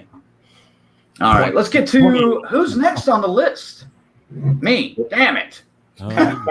Saving the worst for last. All right. Well, I'm not going to take too much time on this, I don't think. But I say that every time, don't I? Yeah. Without further ado. And then I get into a diatribe about one particular film for 20 minutes. Speaking of, I can't wait to talk to you guys about some of these movies that we're going to be reviewing later this week. Only got to wait. Fuck. Not even 24 hours. I know. All right. Hold on. My James top 5. Yeah, James has a message for you before you begin. You just made the list. That was from James. Okay. Oh, was it? Yes. No, it wasn't. That's not what he said. Was. This was. Look, I'll put on the screen for you. There it is. Oh, okay. That guy. Okay, that James. There's 2 Jameses right there. I was looking at the other one. Right. I did just make a list, and here it is. Starting off with number 5. Barely creeps into the horror category, but we got yelled at for not including it in our favorite TV series. But The X-Files, I want to believe. I like the X-Files movies better than I like the TV show. Go fuck yourself. I don't know why. I just did. I didn't get into the TV show as much. Now, if I went back and watched the entire TV show again, that might change. But what list did this show up on a horror list? What list did this possibly show up on that was a horror list? Because I did not see it on any of the ones I looked at. Oh, it showed up on all the ones I saw. Maybe I just had a blind eye to it. I was like, that ain't fucking horror. Well, but but remember when we did TV series and people were like, "What? No X-Files?" And to be honest, the X-Files, the TV show had a lot more sinister things than those fucking movies ever were. But I digress. It's your list. I like this movie though. So you like zombie strippers, so go fuck yourself. You're right. I just looked at my top 5 horror TV shows. I have the X-Files as an honorable mention. Did I almost get you there? I was like looking for somewhere to do it. There was nowhere, dude. I'm surrounded by equipment right now, so I had to swallow and hope I didn't choke. Good. Asshole. That serves you right there. Number 4 for me is the one that Daniel just mentioned, Eden Lake. I had not seen this up until I started it a couple nights ago. Could not finish it because of time, and then finished it earlier today. Holy shit. Intense. Good. Have you guys seen this? Mm-hmm. I'd have to watch it a couple of minutes of it to see if it rings a bell. You know, it looks familiar, like I've had that before, but I don't know.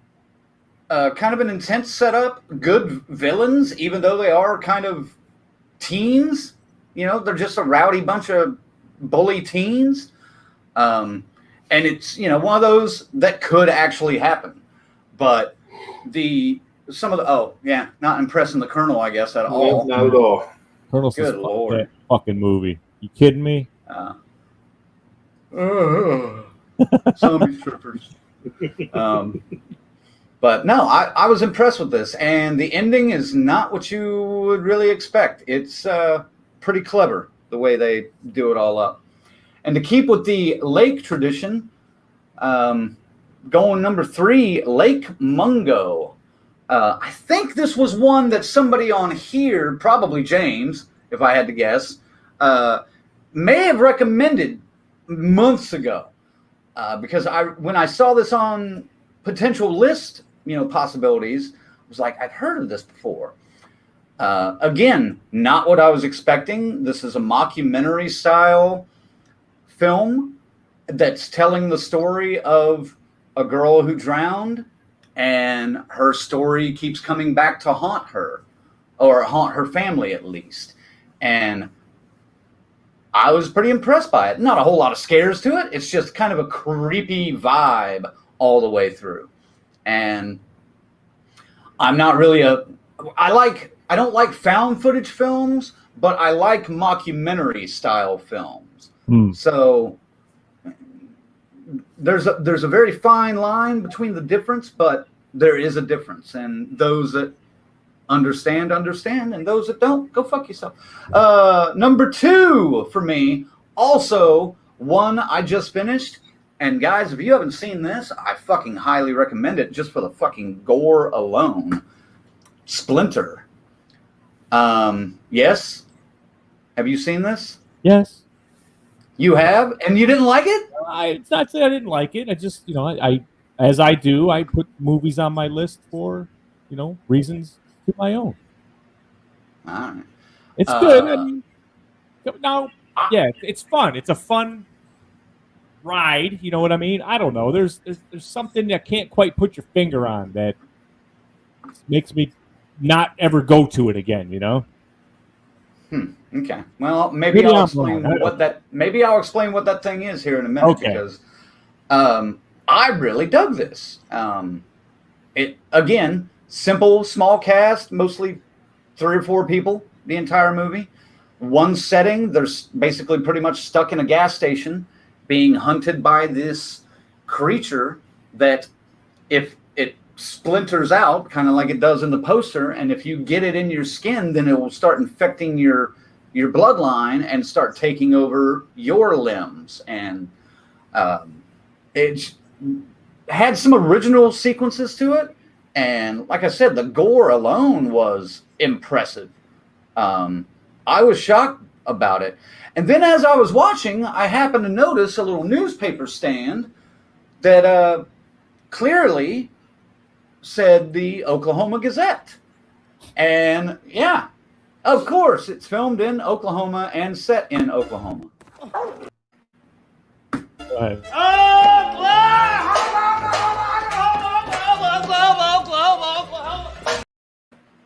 Don't step on my joke. Might as well double down. Oklahoma! Oklahoma! Oh, my ass meat!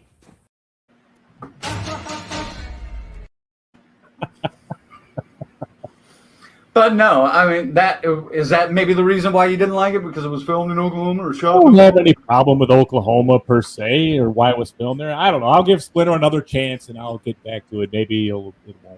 I'll put it on the list. I'll bump zombie strippers. God. Whatever. All right. My honorable mentions, mostly, this one's already been mentioned. Cloverfield, of course, blah, blah, blah. Next one, Midnight Meat Train, yeah. And The Strangers, which it pretty much only leaves one possible selection for me for number 1. And yes, it's Let the Right One In, because I like this. This is one of those early ones in this new trend of horror, which kind of shows a little bit more thought and writing and character development. And this was one of those that, because that seems to be a heavy trend in horror now still.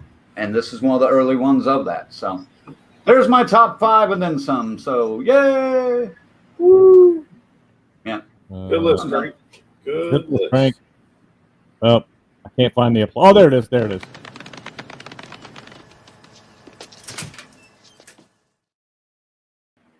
And for good measure, I haven't broke that one out in a while. Uh-huh. Mm-hmm. All right. James Brassfield said, DCS rocked Oklahoma City. Yes, we did. And thank you for coming out and meeting us, James. We appreciate it. James Grimmer says, see, Splinter is fun. I said that. So, okay, yeah. Said it was fun. I guess we're still talking merchandise too. Patricia says purple would be nice. I'll look for colors, guys. Jeez, come on. Noted, Patricia. Patricia says, damn Chucky laugh. Yep. Had to throw that on there.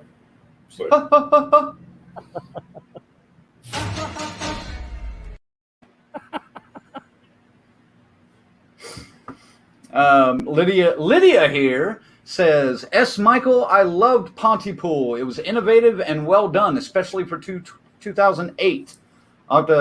That was one I wanted to look at before I got to tonight, but I just had no time. And Lorena says, tubular list, dude. She's been smoking tonight. And Patricia says, great list, Crank. Thank you, folks. All right. What else we got? To the Colonel before he passes out on us. That's right.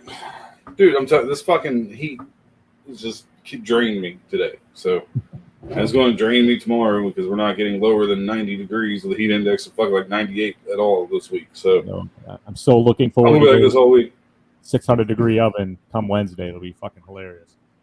Oh, love it. All right, so kind of zag on this one. Dude, it really wasn't a whole much of 2008. I actually watched once I really started looking at the films. So it was kind of like, all right, let me make a list of films I've seen and rank that. Because I had no time to go back and watch some of these from 2008. I had to prep for the show, for the YouTube show. That was more important. So I'm going off memory here. You guys are going to laugh at my number 5 because it originally wasn't even on my fucking list. I got movies mixed up. And the year was way off. So I'm like, okay, I have to take that off the list because it doesn't match. So coming at number 5 is a nice little gem called Lost Boys, The Tribe. Man, it was bad. It was bad. Shit for Splinter? I had never seen Splinter. I told you. I literally just had to say my list is made of movies I've seen. Splinter wasn't seen in 2008 nor 2021. That's bad, but it makes the list. Coming in at number 4. I couldn't do it. The Strangers. I think we've lost all credibility. Yeah. Losing credibility. It just got added to the fucking list. All right. You get kiss my ass. That's not what I want to say, but we're live. Kiss my ass. I didn't talk nothing about your shitty moves, Crank. All right, so coming in number 4 again, yes, The Strangers. I'll be honest, I like Strangers Pray at Night a lot better than the original. I'm one of those people. People either love the first one, hate the second, or love the second, hate the first. I wouldn't say I hated it. I'm glad it barely. Hey, it was like 76 minutes long. Gosh, if it was any longer, I would have lost total interest. I just found it boring. I really did. Coming in at number 3. The realism of it even wouldn't do anything for you? It didn't do anything for me. All right. It just, because you were home. You were home. That's a chilling line. Because you were home. I'm sorry. If you really wanted to fucking do it, you just wanted to play games, you just go in there and fucking take people out and leave. I know it's a movie. Come on. You guys, it's real. I'm like, it's pretty goddamn fake. The highlight of that movie for me was seeing Dennis from Always Sunny in Philadelphia in it. I was like, oh, Dennis. So, yeah. Coming in at number 3. Ooh, I'll be honest. The first time I seen this movie in the theaters, I fucking hated it. But after a couple viewings, I really appreciated it for what it was. And so, yeah, it's not that bad. George A. Romero's Diary of the Dead. George, it's fucking George. It's not survival. So there's that. It's not. Then this one isn't bad. Like almost exactly. The ending was kind of, but man, just the whole end, like the people or the monsters at the end. I'm like, there he is. He's doing it again. My man George. Dude, there are some tense fucking moments in that film. Brilliant. Yes.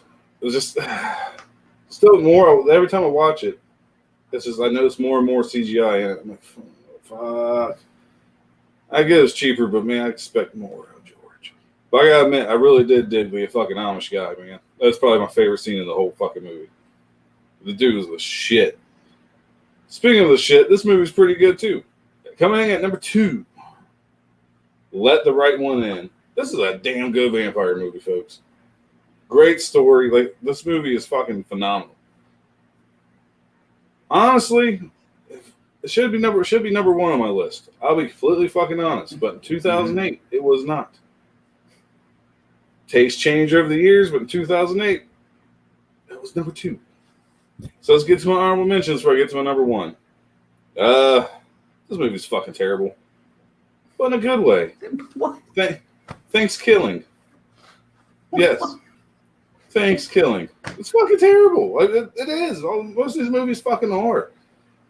Like I said, the cream rises to the crop, and the crop didn't yield nearly as much as it usually does in 2008. This list fucking sucked. I'd be honest with you. I hated doing this. Because normally a movie like Thanks Killing would not be on my list. So it gets an honorable mention because it was stupid and fun. Speaking of stupid and fun, coming at honorable mention number 2, Oh no! Zombie Strippers. What? Yes. What? Yes. You need to watch it, Crank. If you haven't already, you need to fucking watch it. That's it. Jenna Jameson. That's all I fucking needed. You aren't watching this movie for the fucking plot, okay? Nope. You are not. So shove that up your Twin Peaks you call an ass and deal with it. Okay? It's high art. I miss when we used to have credibility in around here. But what? Go on. Oh, we got 2008, way more credibility over here, especially with my last honorable mention. Now, I'll be honest, I have not seen this movie. It's an honorable mention based on the title alone. It makes me want to watch it. So I never knew this movie fucking existed. It sounds fucking awful. Mutant vampire zombies from the hood. What? Yes. Could you imagine? See Thomas Howell? Yeah, could you imagine how bad this movie is? I'm just glad he didn't. This movie's fucking going to be awful. That might be. That has to be a sci-fi original movie. It has to be. This has to be, if not the craziest movie ever mentioned on this show. As a matter of fact, it was. It is, and I'll admit that.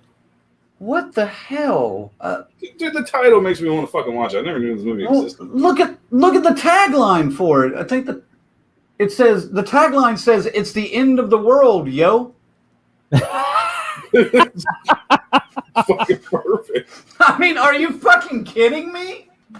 Yeah, I am kidding you. That's of course, James. Oh, I've seen Mutant Vampire Zombies from the hood. Of course he has.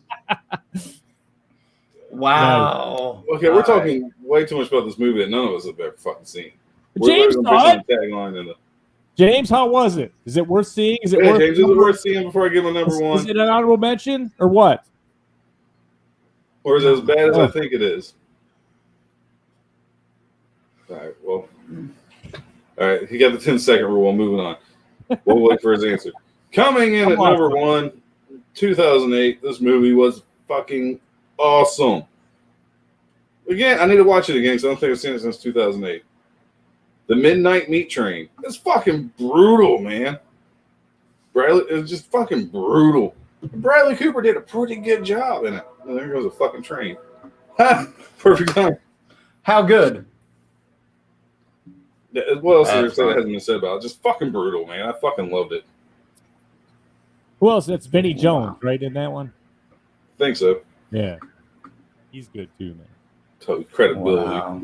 Shit, dude, we lost credibility once you mentioned the X-Files. I don't even want to fucking hear it. Well. Still considered horror. No. I think Mutant Vampire Zombies from the Hood is more where the fucking... I have not seen the script. Zombie Strippers, Zombie Strippers covers a lot more, you know what I'm saying? We got the horrors covered and,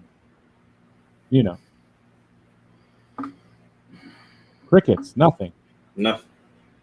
Oh, there we go. What? What? Yes, like it. James. Oh, James likes it. Okay. The other James, not the James. I think the other James, his number 1 was also, he's like, Midnight Meat Train better be at the top of the list. And it is. James won't even comment on Mutant Vampire Zombies from the Hood. He did. That's how good it was. He did. Well, I'm sure that's what his review,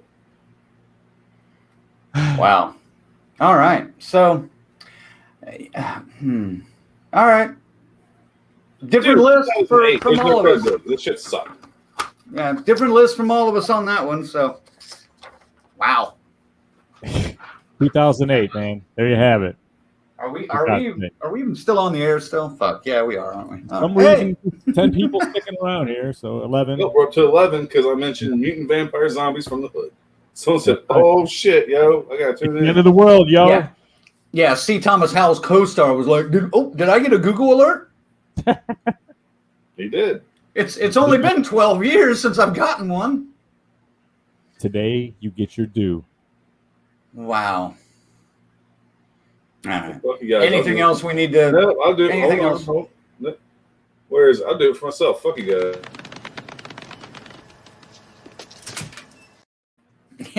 I definitely wasn't going to do that. Yeah, I would have. Oh, go stick. No, I sneezed. I wouldn't. Just saying. What was that noise? I don't know. Who's been sucking your dick lately? Gee, oh, go. What the fuck? Better than the fucking Walking Dead. I didn't even say it. We'll kick off there. I tried to start watching that episode last night, but I didn't make it very far into it. Did you guys start it yet? Fuck no! I done told you guys I'm done. I wash my hands of that show. I'm fucking done. We review it. We sit there. Sleeping Zombies. Sleeping Zombies. Open the show. Open the episode. Sleeping Zombies. That's not much different than Army of the Dead. It's not a concept. Army of the Dead. Yeah, it's not a concept I've really thought about, but it's not out of the realm of possibility. I'm gonna have to watch it. I'll get back to you on that. Good Lord. Anyway. Well, do you want to set up the big show next week? Yeah, we do. Oh, there's a couple on here. A couple more. S. Michael says, any of you guys play the new Evil Dead game yet? We don't have access yet. Nope. But we Got will. delayed until what, February? February, yes. I was like, no. That'll probably be, once that does drop, I'm sure we will do some we'll record a streaming event or something, and we'll get some footage of us getting our asses chewed up by the demons. It'll be hilarious. We did celebrate Friday the 13th with a good reunion crew on a couple weeks ago. You did. But yeah. Oh, that's right. I forgot, Ziggy. You had no power that night. We were in the midst of a complete 5-day blackout, and I had none of that. Yeah, and I was sleeping because I didn't get the notification till 1 a.m. I'm like, I'm going back to bed. No. It was late. It was late. I was sleeping. All right, ladies and gentlemen, we have a lot of guests lately, and then after next week, we're going to take a little break from it. But we're going to go out with a bang on the guests next week. Crank, please fill in the blanks for me. Get the fucking guy's name right, too, for Christ's sake. Who? Huh? No. Now, next week, we're going to be talking all about Roseblood, a Friday the 13th fan film coming from Peter Anthony and his production company. We're going to have the stars of it, Lara Park Lincoln, Terry Kaiser, who are reprising their roles from Friday the 13th, Part 7, A New Blood, along with, just recently announced, Kevin Spiritas, who's also reprising his role. We'll have all four of them in the room with us next week. That's going to be a madhouse. It will. But, hey, We've only had 7 one other time before, wasn't it? And that was Witness Infection? Yeah. Yeah. That night was nuts. It was messy. Yeah. But we got through it. It worked out, Yeah. But yeah, man, it should be a wild time, and then you'll have to deal with just 3 of us for a few weeks in there. But that's cool too, because we got more shit planned for you and some bits rolled up. It's gonna be fun. But man, fucking. Well, then we got a con to go to.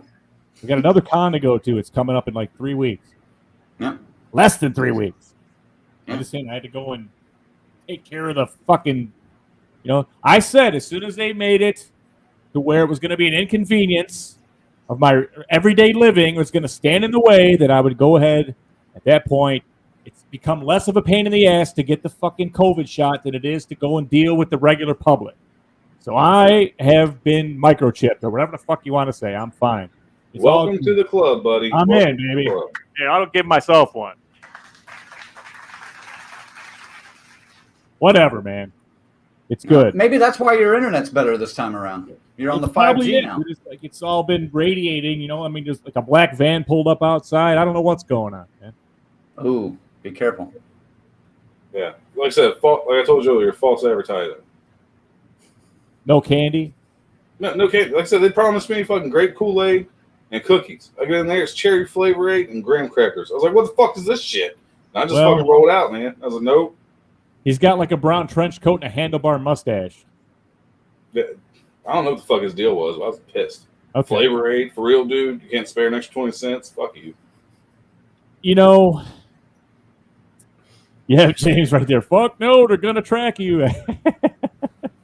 I'm not worried about it, man. Like I said, it was looking as if the Cincinnati thing was going to be a hassle if you are not vaccinated. If you go to this thing, hey, look, we've got too much shit to fucking do. I can't sit this one out. We're all going to be there. I had to do what I had to do. That's what it's about, baby. It's for you guys I did this. So if something fucking happens, I will haunt all of you for eternity. That's right, for Eternity. Dude, I'll just leave you some chips and a fucking Mountain Dew out. You'll be all right. I knew you were gonna find a reason to use your toys some more. one more time. And like I said, hey, man, you know, I mean, I probably smoke enough pot where everything's blocked with bong resin anyway. I'm going to be fine.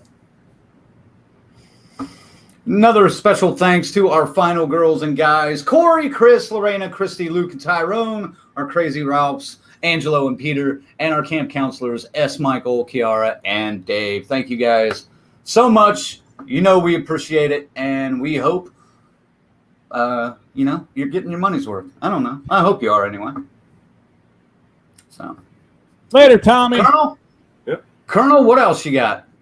Oh, just be on the lookout on the old YouTube channel. Like I said, we're a couple days behind, which is fine because we'll get caught back up. Yeah. We got a new episode coming for you. We've got some reviews. And there's a couple I'm really looking forward to talking about. One in theaters now, and the one you guys are going to have to wait till September 2nd to hear about. Mm-hmm. But I really think I found my future ex-wife and character for him. I know, that one's got a fucking embargo on it all the way till late in the fucking month, man. But that's why we're recording it now, because I know. by the time we get around to editing it, it'll be able to be dropped. That's right. I mean, this seems kind of, you know, I don't know. We got another one today, like that too. much time elapsing in between where they give it to you and then you got to wait 6 weeks before you. Dude, it's a week. Okay, we did get it pretty early, didn't we? Yeah, that one's been there a while. 7 days ago. We've had that one a while, yeah. But we got another one today. So. I saw two of them. Two of them showed up today. Yeah. More shit, guys. Just saying. I'm looking forward to it. I hope you guys are looking forward to it. And you know what? I'm not going to do it tonight. Because it takes away my credibility. He's right. That actually Don't gives watch you your dick. credibility. I don't care. Don't use Summer's Eve. Fuck it. I can't think of another name of a feminine product right now, so I don't know. Don't wash your dick. Don't wash your dick and don't spooge the cooch. I don't know. I don't know. God. What the fuck? What the fuck is going on, man? This is what happens when he gets too tired. When he's overtired, this is the Colonel we get, you know. This is what happens when he stands up for movies like Zombie Strippers too hard. Zombie Strippers, Jenna, we love you. Dude, I can't help it, man. All the blood went from my brain to the other one. Like, that's... All right, yes. Thank Thank you so much for joining us once again, man. We love you all, and I can at least say some content coming your way. A brand new Zigzag Zone in the can, loaded up, coming to the exclusive members first very soon. I'm not sure exactly when. You'll see it first, though, and then everybody else about a week later. Coming at you on Terrifier. Sounds terrifying. You haven't uploaded that to YouTube yet, have you? You just put that. Oh, I put it. You know what I did? I put it on the drive. So yeah, I'll put it over on YouTube. Sorry about that. There you go. That's why it hasn't dropped yet. I was like, well, we got other shit in the can, in the queue. I was like, okay, you know, we're probably waiting. That's fine, but I'll get on that right after we're off the air. All right. Well, thanks for tuning in, everybody. I'm just looking to see I don't know what the hell you guys got to say.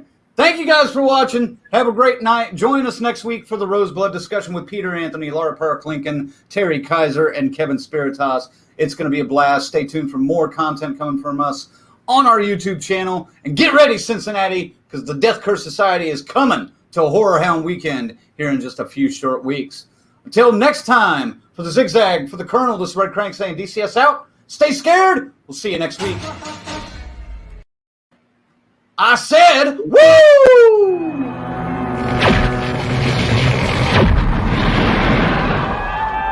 Rock and roll!